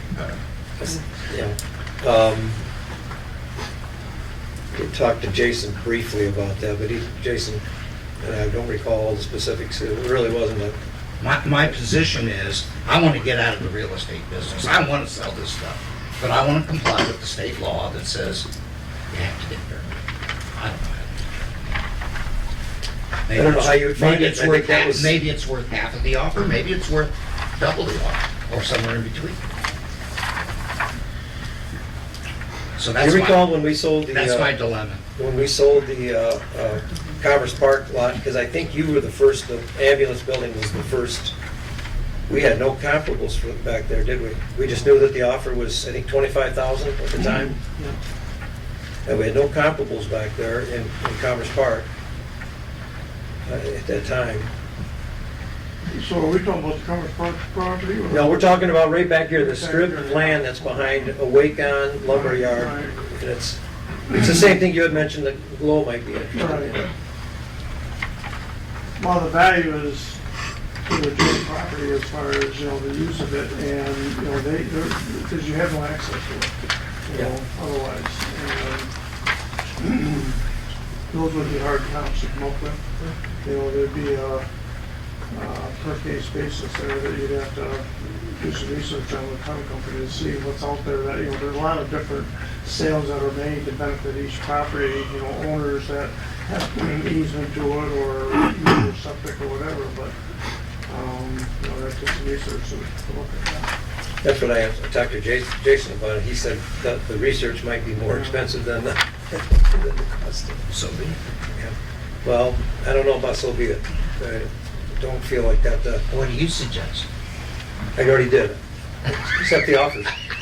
My concern. I'm asking her. Yeah. Oh, okay. My concern is, and I brought this up last time, and I don't want to put Craig or Mr. Black off, but I don't believe either one of them have an immediate need to use the property, so I don't think we're holding up projects. I would like us to come up with a price as the railroad does, and I would like to sell the whole piece to every property owner at once. I don't feel really comfortable selling off Bits and pieces. bits and pieces. I would like Is that a I would motion? like us to take the time and do that, and I brought that up last time. Is that your motion? There's a motion on the floor. Oh, I'm sorry. What? he I didn't get a second? I'll never got a second. No, I'll retract that motion, but I have a question too. Then consequently, don't we have to go out and get a survey? An official survey that shows this is what we have available to each person. And you have right of first refusal, because I just don't know where the property's gonna go. I really see this as a dilemma more than I do a real estate transaction. I think if it's not of use to the township people, and I think we've established that putting it into the hands of the taxpayers that could best use it, it's not a money-making situation, and Not at maybe all. we end up with a price less than what they offered, but to do it in that manner and come up with a price that's fair for them and takes, puts it on the tax roll, it puts it in hands of people who could actually utilize the property for We'll see. better use of the township. May I ask a question? And I think we could get Jane. So, if we establish what she's talking about, couldn't we do this very quickly? I would, Pretty much easy, 30 days? Yeah, I would probably myself stay out of it because. Yeah, sure, I'm understood. the chairman, for the Globe. And Yeah. even enough of this church, I'm one of the chairmen on that board, on the trustees. Understand. It would be hard for me to set a price and. Make a rope by all. I'll be the one beside the check. That's right. Thank you guys, I probably should refrain from that. Well- If we can have. Well, now, see, that's another good point you just brought up, Bobby. What about, maybe you're down to, like the Europeans do it, it's X amount of euros per square meter, per square foot, We square talked about yard. that. Yeah. We talked about that. Square footage basis, My thought was that we have a willing buyer and a willing seller, and you start, there's your baseline, and then you have an average price per square foot, which you'll be offering to each of the, Double your offer, I'll vote right now. But As long as we put her caveats in. But nobody else would probably be interested in that property, it's just that. Well, that's another thing, is that we want the right of first Open that to the refusal. public, who's gonna buy it? yeah, I wouldn't open it to the public. The end It would be to the- properties, they would, Oh, sure. because I'm thinking that's what we have to, And we don't want to sell the stuff near the parking lot, correct?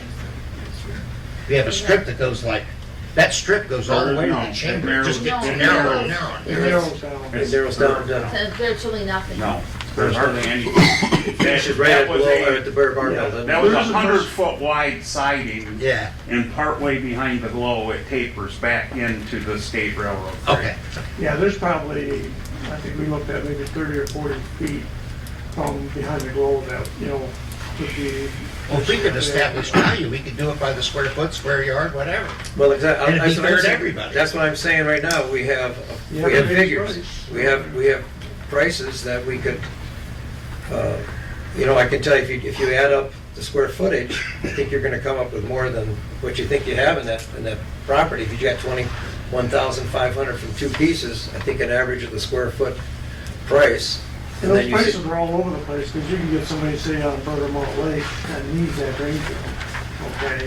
And so they inflate that price from the neighbor, and get that dollar because they know they need that drain field on there, so it's all over the place. There's some stuff that goes away pretty cheap, but, that's. I don't think anybody needs drain fields back there. I hope not. Has anybody contacted the other property owners to see if they may be interested? Yes, I contacted Jenna and I heard from Dave. And I haven't talked to Cindy Burkhardt or Kelly yet. I don't know what, Cindy, I'd probably send a letter to, or Kelly out in Florida. What's Glow want to do? Well, Glow's interested, depending on what the price is. Yeah, they play back there anyway. I don't know what we'd use it for, but it's. Kids play back. It's happy to have it back there, give Yeah. us some more room. So, I mean, I guess my thoughts are we can do all kinds of work on this and end up 30 days from now saying, well, we have a $21,500 offer, or 40,000. But to be Or fair, 5,000. we had 30 days and 90% of it was the holiday, so it well, it wasn't. I work. Yeah, but it was to contact people and things like that, Yeah. if you, It made it difficult, Yeah. yes. Okay, so your motion, Bobby, if you want to repeat it? my motion would be to contact the property owners, work with Realtor, an appraiser, and come up with prices for the whole set. Okay. MPD. I will second that, because I wrote that, I think. Might divest it. Can I ask a question? What happens if somebody in the strip doesn't want the property? Does that stop everybody else from getting it? No, Okay. I think we should just go that route first. Yeah. That's fine. So that way So we're you're talking about establishing right the of first prices. refusal. Not necessarily, no, it would go now.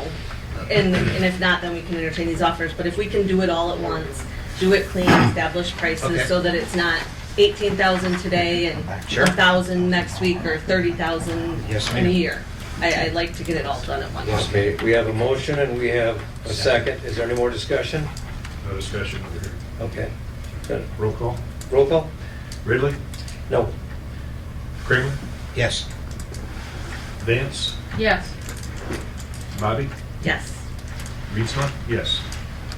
Okay. The fire contract. I move that we approve the fire department. Wow. I'll second that. Give a second. Jay seconds. Discussion. No discussion? I'm just glad we had no major injuries this year. We just had, somebody had to get stitches, helping Pat and Gary. No. Yeah, we were lucky somebody didn't get shot with that one, I mean, with the ammo flying No around and discussion, how stuff. about a roll call? Roll call be fine. Kramer, Yes. Glasgow, Yes. Ridley, Yes. Vance, Yes. Reedsma, yes. Okay. I feel funny, it's not abstaining, I get referred to something. That's the real reason why I was here. The handyman came. We have 4 more items. Jay, you want to? Yes, at our last, that wasn't our last meeting, I guess it was the 6th of December, the question of a deputy clerk's compensation as a salary came up. So I brought the MCL along. This is the deputy clerk and deputy treasurer compensation, hourly versus salary, and the amount will be reviewed and agreed upon by the township board for, well, we haven't got that mission yet. So basically, the deputy clerk can be salary and the deputy treasurer can be hourly, or the board can decide on either or, in either case. So my motion is to have the board approve the deputy clerk's compensation as salary, which will be based upon the current yearly approved budget sum of $5,000 or $192 per pay period. I'll second. Good discussion? So that will remain, so my understanding is, so my deputy treasurer's salary is set at, I believe, $16 an hour. If I'm not making any, It's an hourly, not salary. mine is hourly. And the clerk's was previously hourly as well. So you want to change it to salary. We've had different clerks have salary, some have been hourly. Yeah, but currently, what's in place, What I'm recommending with the motion is that it be salary. be salary, and based on 5,000, so it will remain 5,000. Even the budget could change, but you're, It could change, but right now the budget is what it is. right, so it'll be 5,000 until you make a motion to change it. Oh, absolutely. Yeah. So $192 per pay period until there's a motion. I just want to make sure I understood how we're doing it. Can we discuss some more? Yeah. What about Terry? If she has responsibility, shouldn't we be paying her?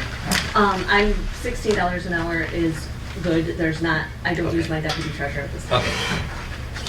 So is there a roll call? Just wanna be Any more We discussion? have no more discussion. We have a motion and we have support. Any more discussion? No. Roll call. Okay, Vance, Yes. Bobby, Yes. Mike, Yeah. Bob, Yes. Reedsma, yes. Okay, deputy, motion passed. Deputy clerk assistants? Yes. Let me get to that. Scrolling through the information. So, one of the other items that came up was the assistant, having the deputy clerk assist the township clerk in their duties. So, in MCL 4169, township clerk, quote, deputy may assist the township clerk in the performance of the township clerk's duties at any additional times agreed upon between the board and the clerk. My motion is that the deputy clerk will assist the clerk for any and all Tuscarora Township clerk statutory and non-statutory duties at any additional times to be determined by the clerk, including taking meeting minutes as we're doing here today. I'll second that.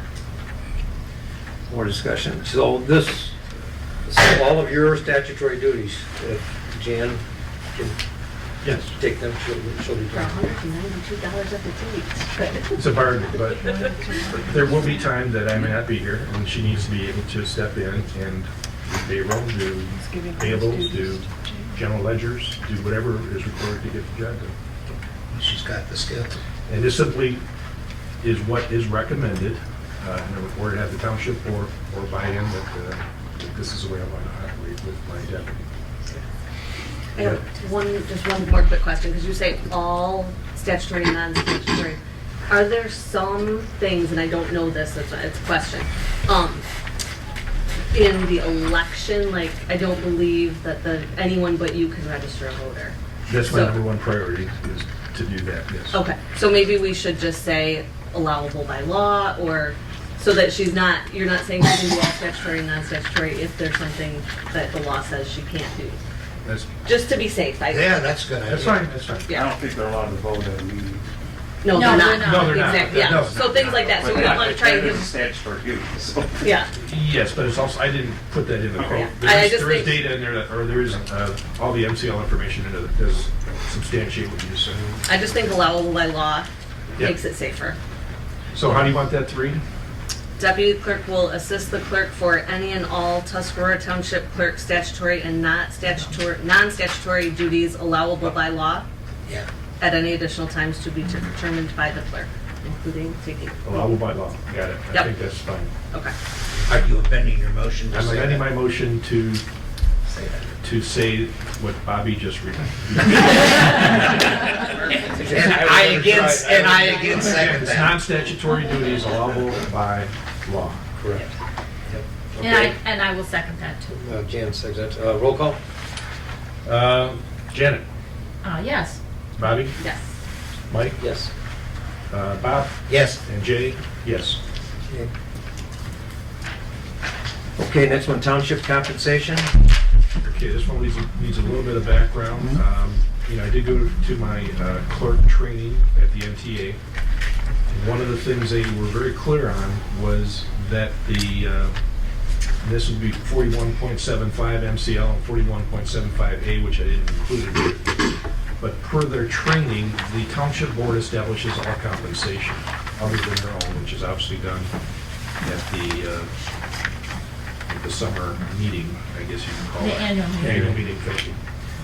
And within their documentation, that they specified things like meeting stipends, other officials, appointees, employees' salary or wages, other than officials, compensation to board members for additional non-statutory duties, expense or mileage reimbursement, officials' benefits, if there are such benefits in place, and employee benefits.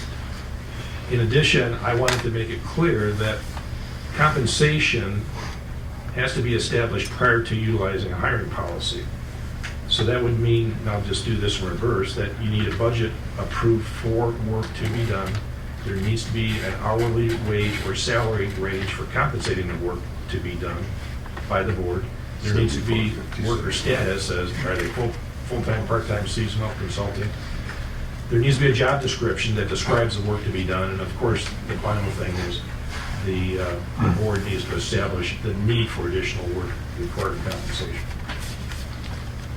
So the recommendation, the motion is to have the Tuscarora Township Board shall require all compensation matters for all departments, commissions, committees to be approved with motions by the board relative to the items I mentioned earlier from the MTA training, and also relative to establishing the need for work, job descriptions, worker status, hourly wage, budget approval prior to using a hiring policy. I'll second Discussion. I don't understand what we're using this for. Yeah. Is this going into a policy or what? No, it's something that is not new. It's something that's been expected of the board for many years. that. Yeah, the auditor just talked about it. Yeah, the auditor, I asked the auditor the question, and he acknowledged that should be the case. He recommended it.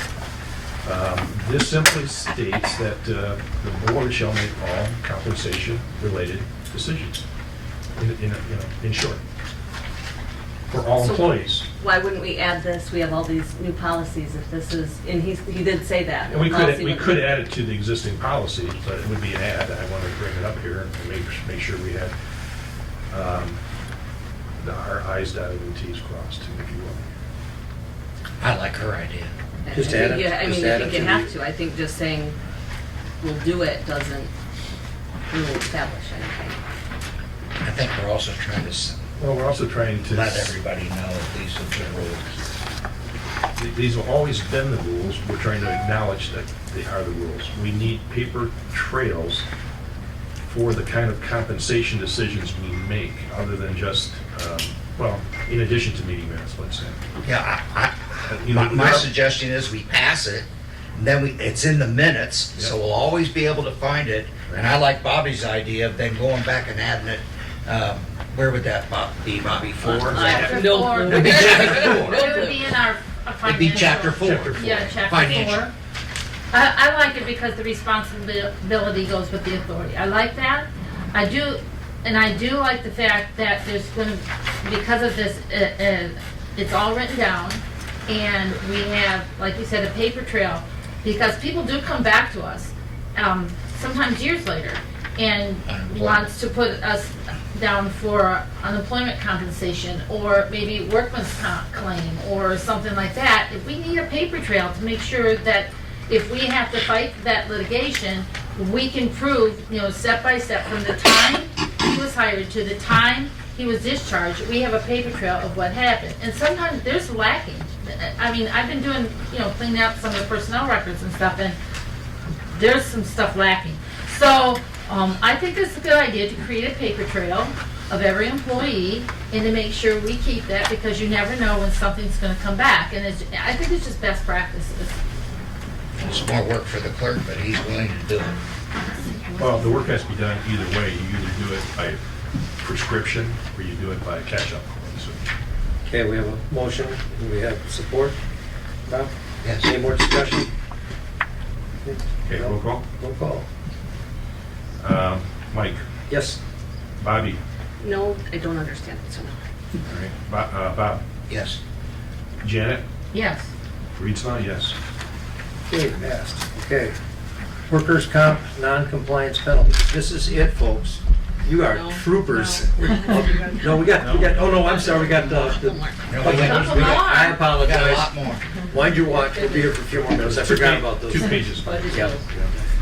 So, in my, as I took a look at what I need to do to balance out the general ledgers, because we're obviously overspent in a number of areas in the township, especially with workman's comp insurance and especially with liability insurance.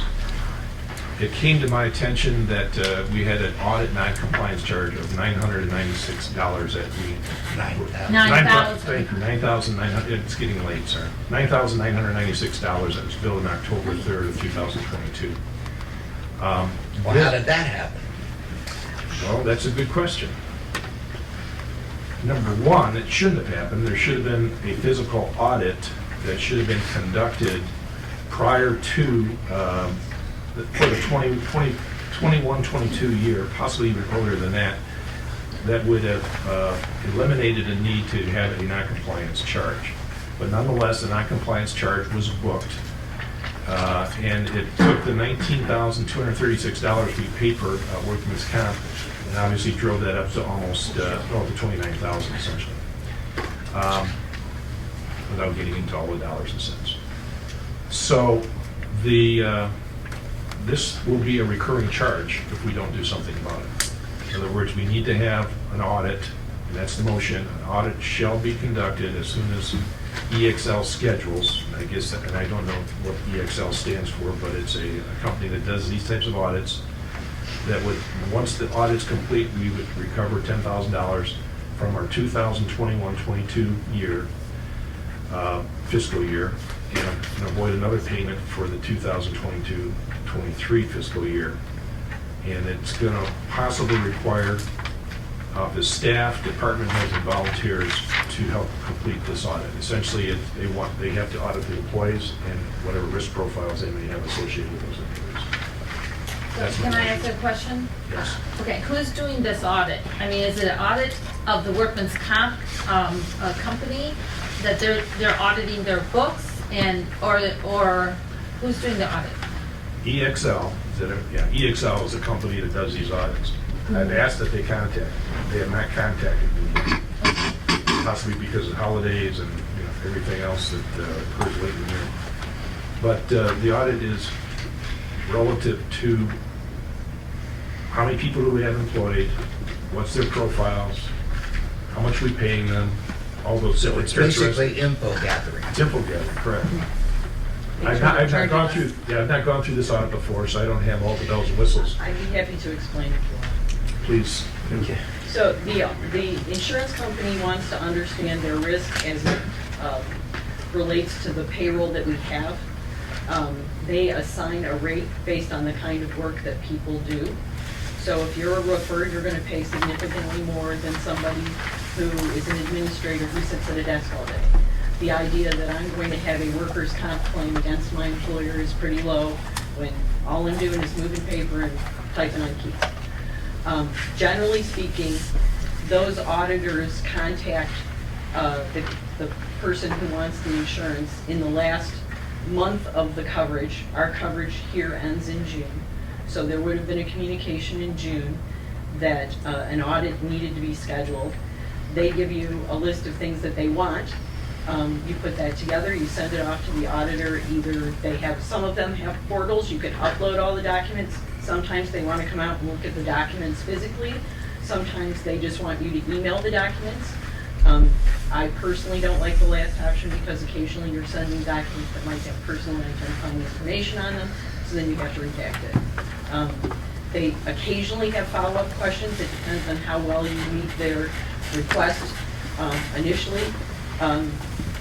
I'm fairly certain that VSNA can give us the reports that we need fairly quickly, but we'll still need the payroll tax returns because they want to vet those numbers against the tax returns that we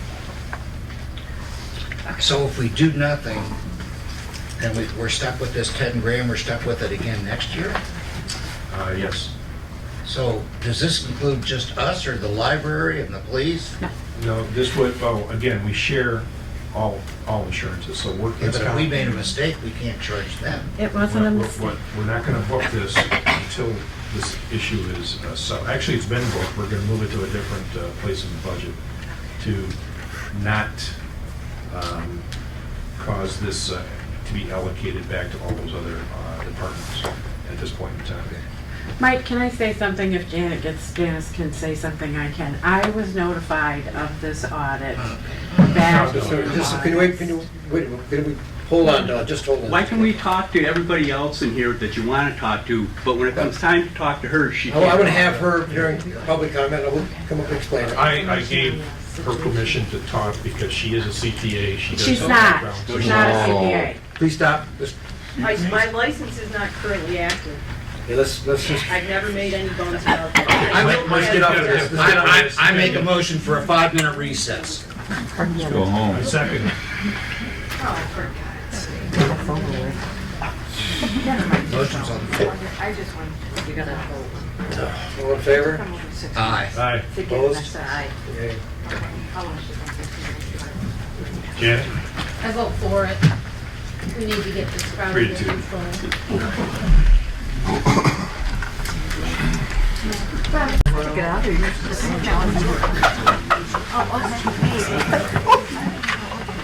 Can you repeat the motion? Repeat the motion.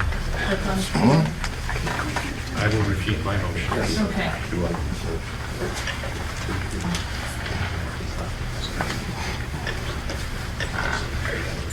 Okay, so the motion on the floor is an audit shall be conducted as soon as EXL, which is a subcontractor to the insurance company, schedules it to recover the $10,000 from 2021-22, obviously payable in October of 22, and to avoid another payment for 22-23 fiscal year by prioritizing all the necessary people that may be staff, department heads, volunteers, as required to complete this audit.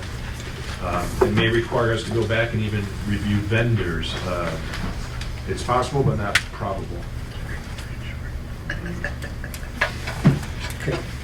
I second. Okay, thank you. Roll call? Janet? Yes. Bobby? Yes. Mike? Yes. Bob? Yes. Jay? Yes. Budget adjustments?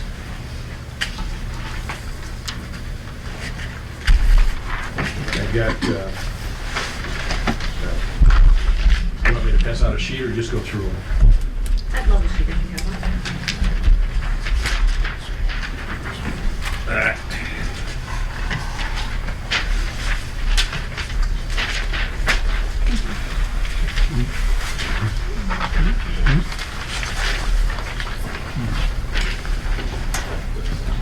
All right, I'd like to schedule $16,000 for the admin wages in 101, 101, 704. And I'd like to see that money removed from contingency, which is 101, 209, 941 of $16,000. In order to fund compute, and for the FICA, for the admin-related wages in 101, 101, 709.02, I'd like to schedule $1,500 that would come from the cemetery salary of 101, 567, 702, reducing the balance from 5,200 to 3,700. And this will, I'll also create a 70902 account to make sure we have that separated. I would also like to, for computer and office, in other words, computer hardware and office-related moves, create an account in 101, 101, 980, moving $3,500, or move $3,500 into that from cemetery salary 101, 567, 702, which would leave a balance in the cemetery salary of $202. That would be to move $3,500. That's my first budget adjustment.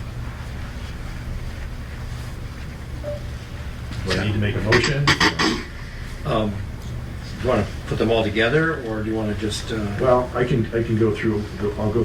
We're not going to do everything on here. Some of them there's a summary. So, for the workman's comp non-compliance charge of $996, $9,000. Thank you.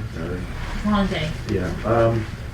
I'd like to put that in the extraordinary items of 101, 101, 998. That's an account I would like to create. And that will come from workman's comp insurance, which is 101, 101, 937, which will take the balance of $29,232 down to $19,236, which is essentially what the premium originally was. And then for the workman's comp non-compliance charge, needs to have a budget there to cover that charge. So they need to move $10,000 from the planning commission professional expense of $24,000, leaving them with $14,000, and creating extraordinary items, penalties, ledger item of 101, 101, 998. Again, I'd have to create that ledger item, of which 10,000 would create the budget, minus $9,996, leaving $4 of a new balance against the budget of 10,000. As an information item, I do have a spreadsheet that I'm not going to go through here today that would take all the workman comp insurance shared expense of $19,236 and allocate that to the different departments, as has been done in the past, and that's available for review if someone would care to do that. There was a workman's comp insurance dividend that came back despite all these other charges of $3,158.42, and I'm recommending that go under refunds and rebates in account 101-000-687, and it'll just remain there along with other funds of the total $3,462 without any budget set up against that expense area. As far as liability insurance, we have paid $23,351. I have a spreadsheet to allocate that amongst different township departments as well. I'm not going to get into the other things. I've been asked to do some budget updates for Ventura. I'll just leave it at that. I can't do that because things are not balanced properly. There's no, where they want to move money, there's no money to absorb that movement. So I need the Parks Department to figure out what they want to do. As far as the parks zero turn more, I'm not sure, I guess that was approved in the consent agenda. Yes, it was. Again, I have no account ID or where to charge that more against, so there's nothing I can do there until they again present how they want to do that. And then Mike, on your outdoor exhibit, $3,200, so I guess that's for the marina.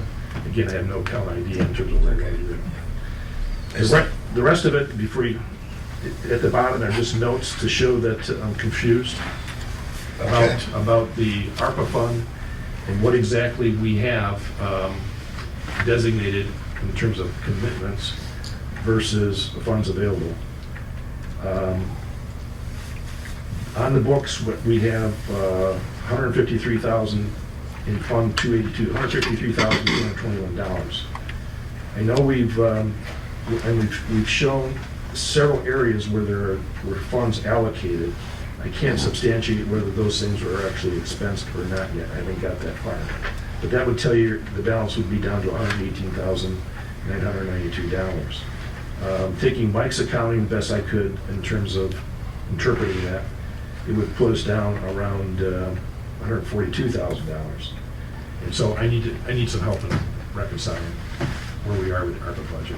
Okay. With more than just a spreadsheet, I need to know where there were motions and where there were, and where things were actually spent, but maybe not booked, so. That's it. Okay. That's your motion? That's my motion. Your support? I support. Okay, so Bob, you guys, What, I have discussion. what part's the motion? All the budget adjustments. But I guess I didn't understand what was budget adjustment and what was, Okay. so I know the first one was, so administrative assistant, that's So- there. I think it's, it ends Workman's comp, you're taking, non-compliance charge, the second one it ends, correct? Well, there's actually 1, 2, 3, 4, 5, 6 things we can divide it into, but let's just take an administrative assistant as one motion. okay. I would motion that the spreadsheet be approved For that line. for that line, for those. I second. Now, my session. More discussion about that, do you? How are we gonna clean the cemeteries in the spring with $202 if we just left? Who's cleaning them? That cemetery wages is our, comes out of the maintenance men, so it's billed out to the cemetery when they're cleaned. You mean parks? Yes, the maintenance. But it's not billed, it's not parks, it comes out of cemetery salary. We don't have to build it out of, how can I say this? Parks has a compensation package for all their employees.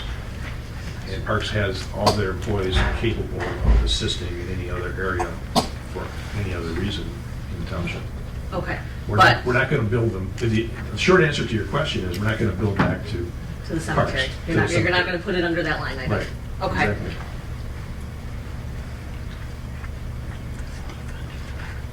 Any more discussion? But we're still on line 1, correct? Well, yeah, there's 3 lines to line 1. Just Oh, Yeah, I'm the sorry. Wages, I apologize. FICA, in the computer office, right? Yes. I understand. I got it. So the motion stands, those 3 items Okay. for administrative assistant. Jan second. Okay, roll call?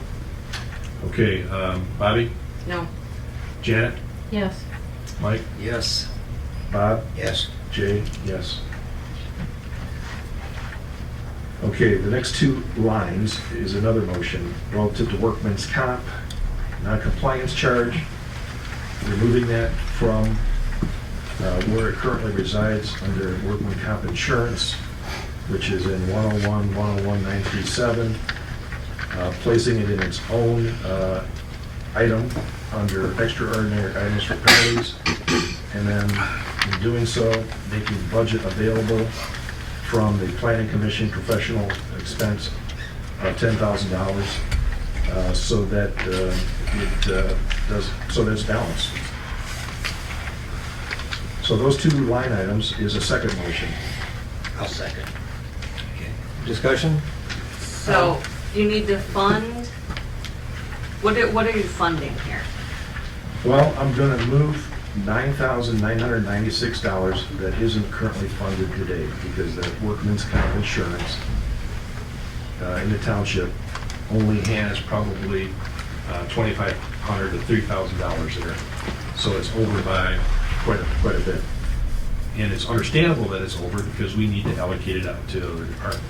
But the first step is to remove the penalty so that we're not allocating a penalty out to all the other departments at this point in time.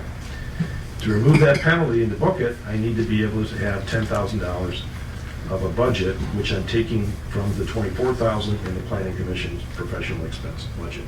They need, as far as I know, for NEMCOG, $9,000, so that still leaves them $5,000 or $6,000. I still don't, so it's going from, and this is how a budget adjustment is to take money from one department Right. to another to bring it into balance or to fund a Right. project that is gonna come out of that line. So in the future, could we do from and to?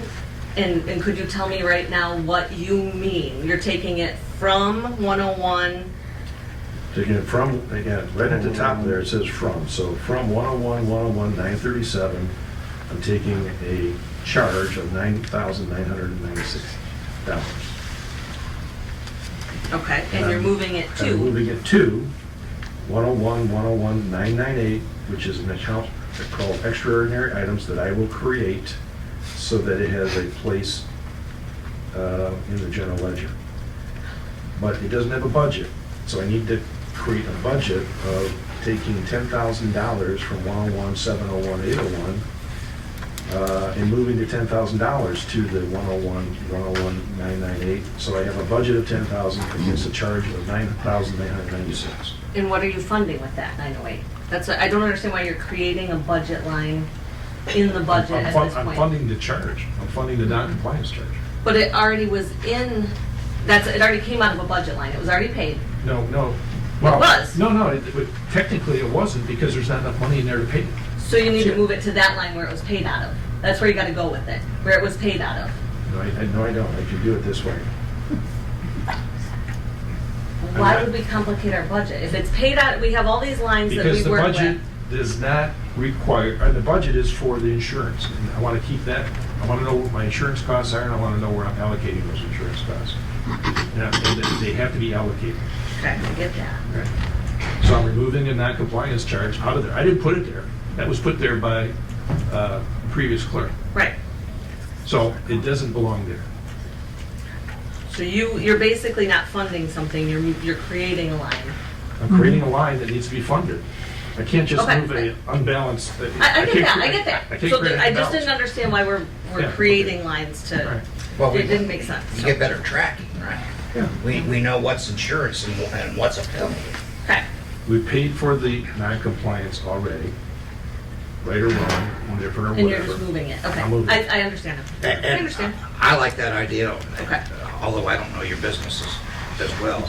That makes absolutely sure that we're not passing on this to the others. We want to make sure that we understand what we pay for truly insurance. And we But this also want keeps to, us from charging the we police also, and the it's library. complicated enough to allocate it to different departments.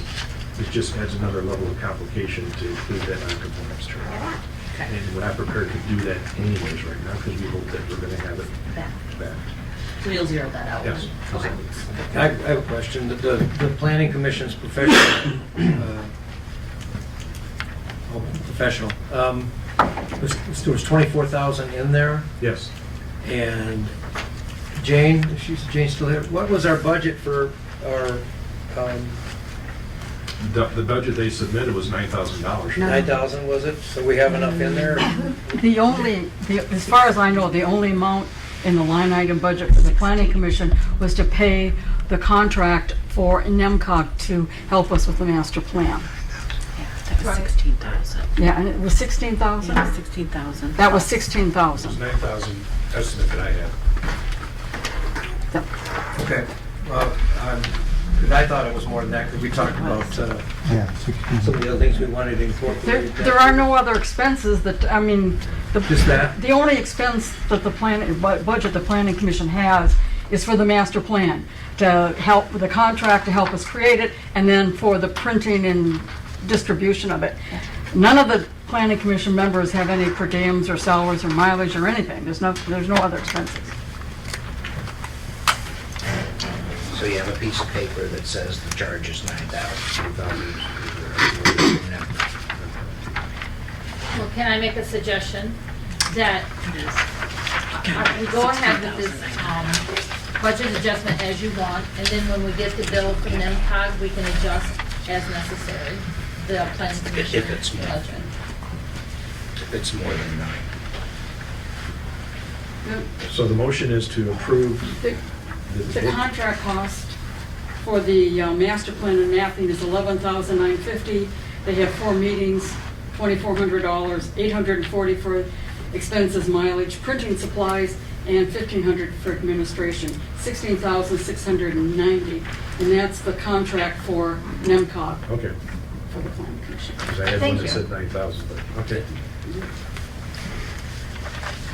Have we received the bill from NEMCOG yet? Probably not, because it's not finished yet. They haven't delivered anything. Yeah, the 9,000 might be the down payment, partial, whatever, deposit. Well, my suggestion still stands that we go ahead and make the budget adjustment as you figured now, and then when we get the final invoice from NEMCOG, we can adjust as necessary. It still relieves 14,000 in there. Correct? Right, so we're only talking $2,000 or $3,000 difference, and we can adjust as necessary. Okay, Mr. Discussion, I'm concerned because I did talk to Denise about the other things that other things, as far as MEDC, and that's an extra charge, but that's something we'll have to cross. For planning? Yeah, for the other things in the MEDC, like I now can't remember what there were items that we talked about with Denise. What will we do if we want to work on this part of the plan, part of the master plan? I don't remember the specific items. If you need more money, I guess you come back to the board. Okay. Too easy. Any more discussion? Roll call? Bobby? No. Mike? No. Bob? Yes. Janet? Yes. Jay? Yes. Okay, the next line is your workers' comp insurance shared expense, and the workers' comp insurance, well, this one has to be a, That's a dividend. yeah. That's a dividend that's been already submitted to Bobby for 101,000,687. Yep. And it'll rest there until we decide how to spend it on something else. And that's to keep the accounting clean relative to our original budgets for the workman's comp and the liability insurance. And then the liability insurance will be allocated $23,351 per the spreadsheet as well. And I'd be glad to go through that where we don't have time tonight to do that. Both of those have to be allocated because, again, the current township budgets are overspent by quite a bit. We also have a problem with the election cost center. There's a lot of other problems too with Yeah. overspent budgets. Again, I wasn't prepared to go through Yeah, I all got those it. problems today. I just want to make sure you know. Oh, yeah. Yeah. So we have one more motion? No. What? The workers' comp shared expense? Oh, no, you have to add a spreadsheet, I see. Well, I have the spreadsheet here. Again, if someone feels they need to, this is what we've done in the past, this is what we have as, I don't know if it's ever come to the board before in the past, but we're going to reallocate, so. And if you, well, I'm not sure if we even need a motion for that. We're good. we have shared expense agreements between the police, the library, the parks, et cetera. So I think, I just bring you here to make sure you know that I'm going to take care of this with those agreements intact. So. Okay. So do we, I don't think we need a motion now. Okay. No. So that's it. That's it on Okay, budget items. and I'll get with you about the, Yes, please.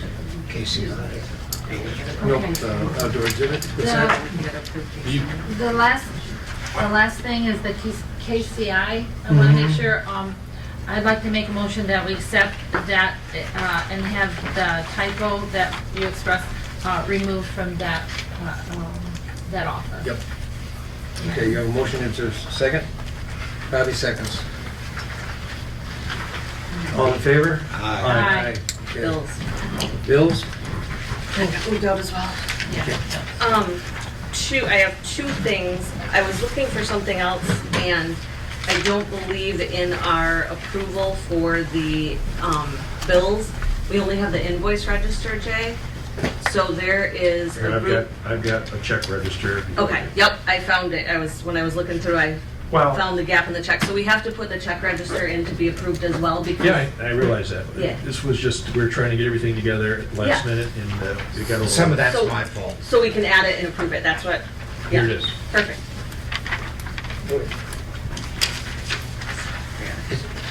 This is in the packet. No, this Oh, is... it's not. This one This is. one. I'm sorry. I got it. Oh, I haven't seen this. Jane, This wasn't. I got one. Okay. Do you have one, Jan? Yeah. Yeah, I got one. All right.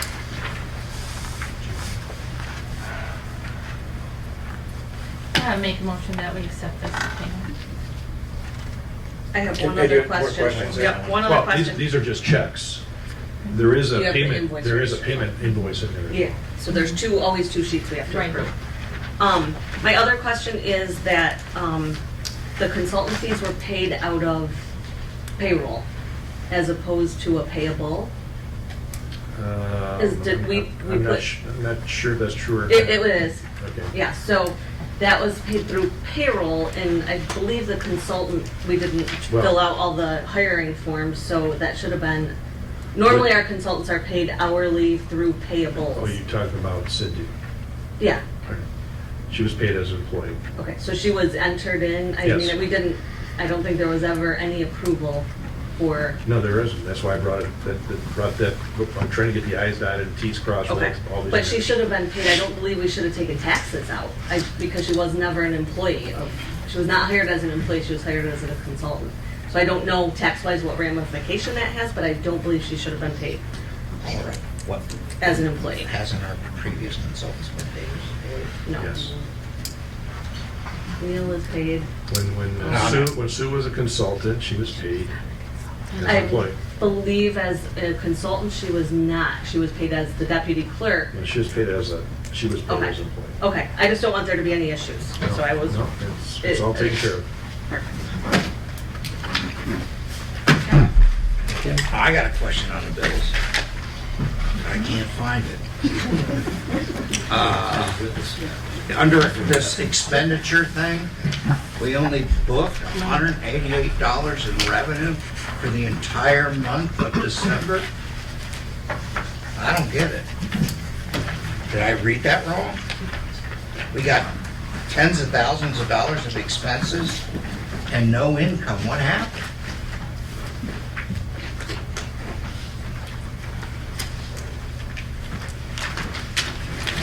What do you expect as income in December? I don't know, I'm asking.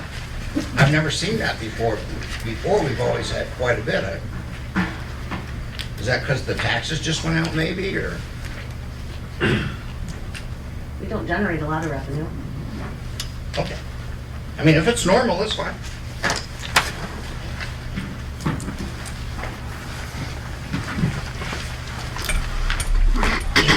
Any motion? No, yeah, I'm done. Motion to pay the bills?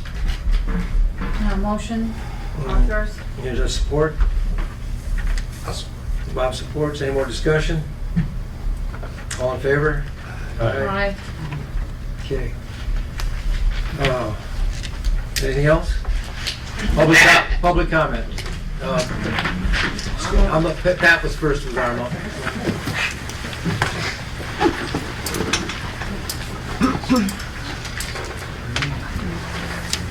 This is a request or a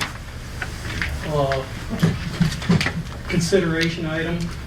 I think it's important for the township to consider purchasing a video system to monitor the lobby area so you can document who comes in and goes out of the building, because your one assistant, Laura, sits there with her back to the window, and if someone comes in with an attitude and she has to take verbal abuse, or the library personnel have to take verbal abuse, we do not have any documentation of who comes into the lobby.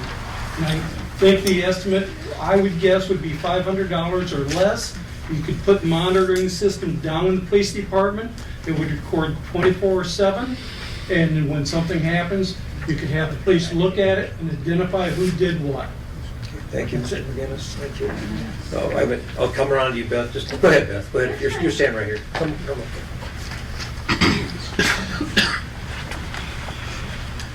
First, I'd like to thank you for finally hiring an assessor.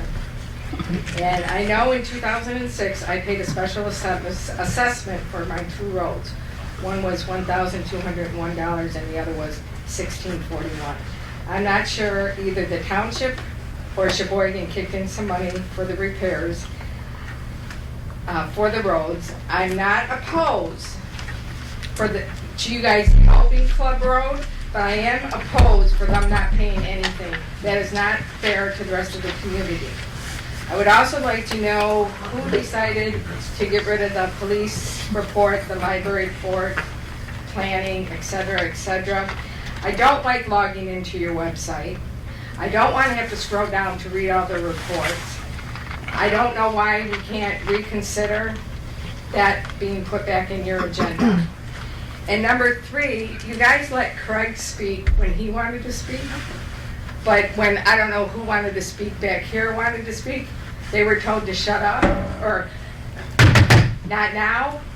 That's not fair. You either have the rules for everybody or you don't have rules. You can't pick and choose who gets to speak when they want to speak. And my fear is that we have a buyer that wants to buy those 3, I'm guessing 3 lots. They were sitting behind me. They want to pay you money, but you guys want to log it out, kind of like the assessor. Let's wait and see, and maybe they'll walk away too, and they won't want to buy them at the end. Thank you. Shiloh, I'm sorry. Come on up, Shiloh.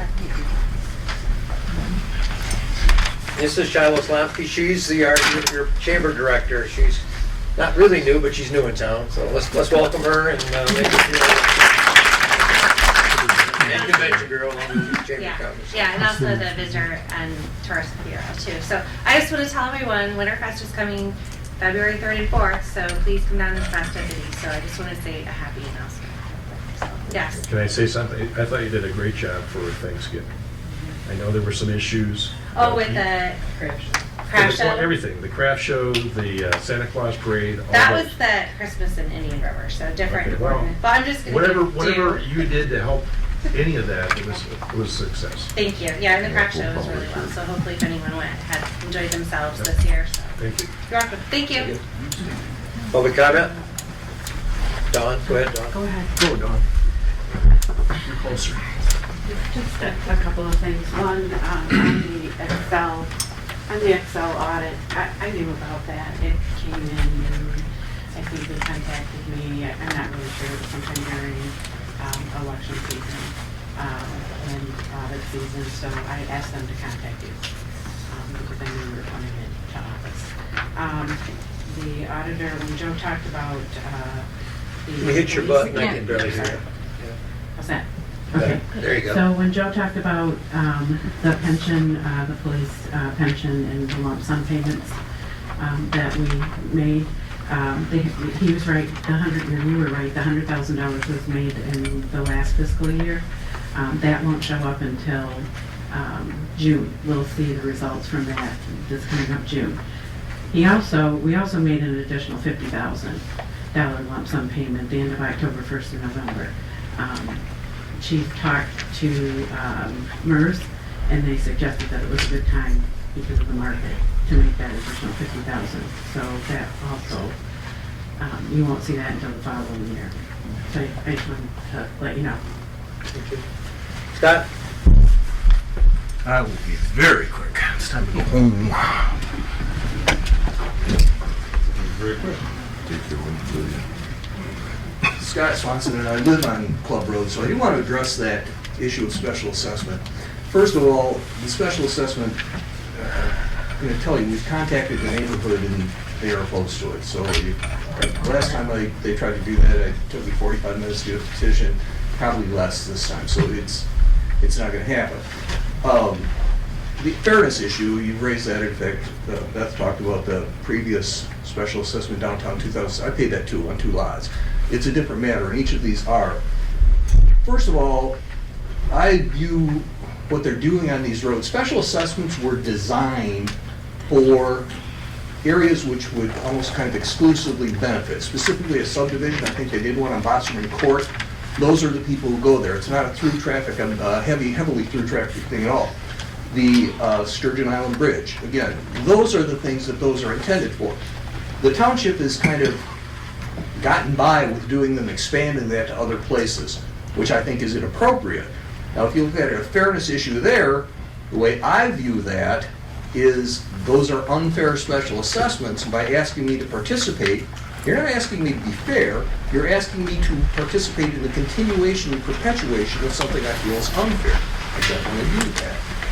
Even if you were to accept that this is an appropriate use, now you go, the next question is, okay, well, what will be a fair allocation of those costs to the homeowners there? Traffic counts show 2,500 people, 2,500 passages on average per day. You're looking to bill 11 residential places for that. What do you think their percentage of that 2,500 is? To be very generous, probably 50. Probably 50. And that's incredibly generous because about half of those houses are seasonal. They're not using it at all. You got this other old guy who walks back and forth to his office half the time. He's not driving either. You also look at what the traffic is on that. What has happened, the reason those have increased, and it's not only volume, it's also heavier traffic, due to Marina Park, or the launch ramp being established down there. A lot of places go down there. You also have the recycling center. I do not object to those. Those are assets to the community. I'm very happy that they're there. But it generates greater volume and also heavier traffic is harder on the road. I accept that without complaint, but I don't think I should be required to pay a premium for the privilege of having more cars and heavier vehicles on my road. That's the fairness issue. So if you look at that as a 2% thing, you almost get to the point where it's probably pointless at that level to try to, from a practical standpoint, to go through the process of doing the special assessment district. I'm willing to pay my fair share of taxes, and I think I have. Now, I think you may wish to talk to the road commission about their contribution to that. That is a heavily traveled road. If you look at Tuscarora Township, if you want to look at the equalization report and the amount of taxes we pay as a percentage of the county, it is remarkably high. I mean, no place else is even close. So that's the fairness issue. I don't think we are not trying to be fair. We're willing to be fair. Can I ask you a question, Scott? No, Beth, hold on. We're gonna get our, go ahead, let's get the, Yeah, I'll be happy to talk to you after the meeting. yeah, that's what we do. Was there any more public comment? Public comment? Board comment? Okay, public comment is closed. Board comment? I got some. Go ahead. So, the clerk took office 53 days ago. Mike. I'm sorry, that thing makes so much noise. Mike. Testing 1, 2. Oh, it's not making that noise. So the clerk's been in office 53 days. I want to thank everybody, the clerk, the entire board, and the staff for everything that's been accomplished so far. We got 10 chapters done, either approved or legal review. We have the first time job descriptions. We're going to have an up-to-date handbook, grievance procedure, and other protections for them. We're going to have a comprehensive budgetary process when we get done with Chapter 4. And we're going to have more customer service hours. And of course, we're going to continue to work on the sewer project. I just wanted to let the board know that the administrative assistant and I have come up with a plan to be able to do this packet faster. So I'm going to get with you, if you don't mind, before the, she will do it. But it basically, you know, if you're willing, we would set up a share drive for all of you and do some other things. I think we can cut the time it takes to do this packet in half. I did want to talk about the planning commission. Mike, can you Yeah, use your use microphone? Yeah, can I use yours? I will let you use your. That is. That's what happens when you buy something from China.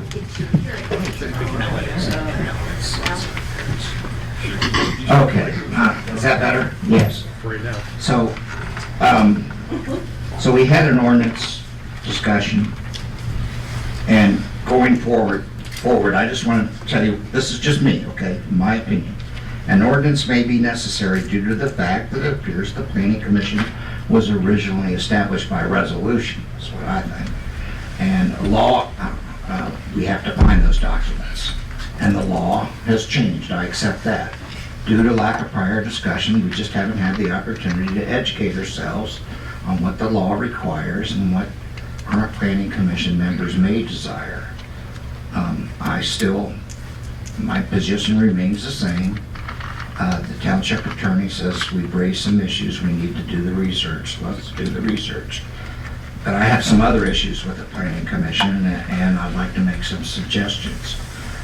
The planning commission reworked their bylaws. These bylaws have not been approved by the board, but the correct sequence, I believe, should be adoption of an ordinance, establishing a planning commission, then adoption of the bylaws. I am very concerned that the planning commission has not been compliant in providing the required mandatory, I repeat, mandatory report that every other department or committee has provided to this board for the second month in a row. This requirement needs to be taken seriously so you can communicate your successes and show your value. I'm also concerned about the law that requires diverse participation, and I will address that to you separately, Mike.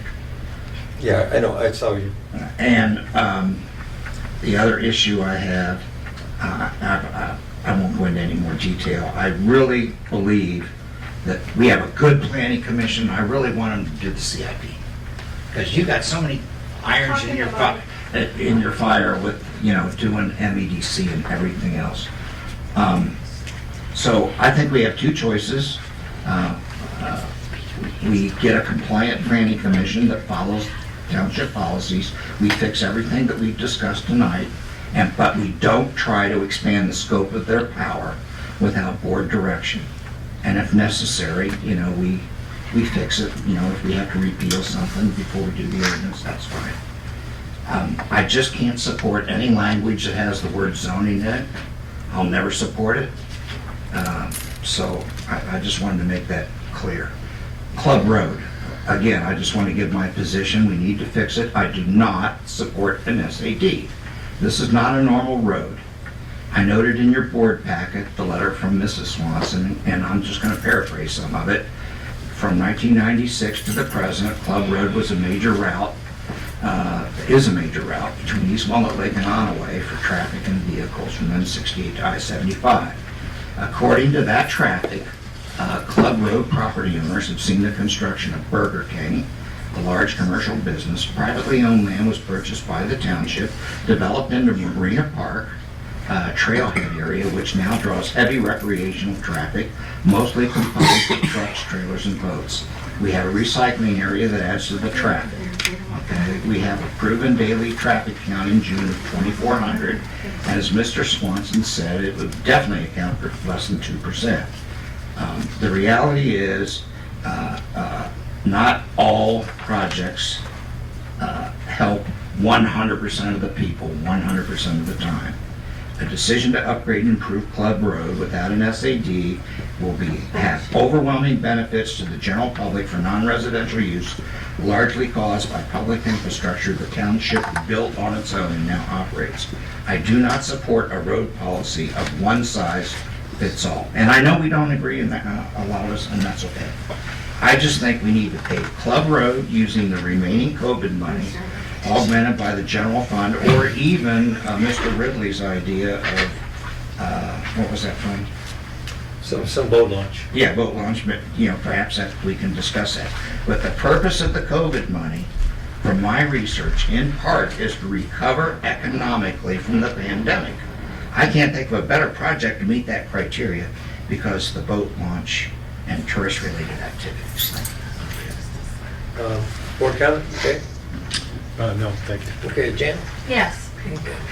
All right, first of all, I would like to thank the new administrative assistant, Laura Decker, Supervisor Ridley, and Clerk Weedsma for the excellent job of putting the big board packet together. It was 242 pages, and they got it out by Friday. Thank you very much. It was a lot of work. The benefit to the board and to the public is important and needs to be recognized. This is just one example of this board trying to be 100% transparent. And because of this effort, everyone has the opportunity to see all the information that we see and all the support documents that we are using to make the decisions we have to make at the meeting. Packets like this keeps the public informed on the topics to be discussed so that if they want to be involved, they can, as well as how your money is being spent. So it's very important we get this out there so people can see it in a timely manner. The board is currently setting the necessary foundations that will move the community forward in a positive manner. This is what we've been working on with the Township of Excellence program. This means change, and sometimes change is difficult, and sometimes it can kind of be messy. But change is necessary if we're going to make the advancements and encourage development. There comes a time when rules of the road must be established so everybody knows exactly what each department, each commission, committee, and board, what the responsibilities and authorities lie. And I think that time is now. But no matter what, we need to work together to achieve this goal. We need to have cooperation, but it just can't be one-sided, whether it be just the board or whether it be a commission or other board. We have to learn to compromise, come together, and actually write down the rules of the road and not just have this loosey-goosey kind of stuff going on. Because for future boards, it's very confusing because we don't know how things were done 20 years ago or 30 years ago. Now we have to go back and do all the research to figure that out. But it is our responsibility as a township board to do this, to make sure when we do something like an ordinance, like a policy, like a procedure, that we try to cover all the bases and try to make it right the first time as best we can. Yes, we can go back and fix it, but that creates messiness too. So we need to do our due diligence.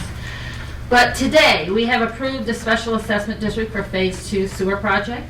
We have just had the review from the engineers for Phase 1. We'll be going out to bid probably in March for that. The new VA clinic is actually taking shape. The roof is on there now, so that's cool. The old Paula's Cafe will soon be replaced, and the old lumber yard is in the process of being demolished. So we have a lot to work to do, but positive changes are happening in this township. We are a proactive board. We want you all to see that the results of your tax money, and so I would encourage everybody to go to the Township West website at tuscaroratwp.com, and that way you can help stay informed. We don't have a newspaper anymore, so we're trying to put out as much information as possible so everybody has an opportunity. So thank you. Thanks, Jim. Bobby? I would like to say Pat's idea is an exceptional one with the camera. We also, I think, I never realized it could be that inexpensive. I would also like to look at a camera for the boxes outside. We had an issue with the box last February. That's a real good idea. And it's, if you put in a box now for election ballots, it's required by the state to have a camera on it. Yep. So I think we don't have to, but I think it would be a phenomenal idea. So if we could maybe work together to come up with some pricing for those things and understand how they work, I think that's a fabulous suggestion. We got a whiz too. Yeah. I knew whiz in town. I knew business major too. Yeah. Awesome. That's all. Okay. Good idea. Yeah, well, yeah, no, I just want one thing.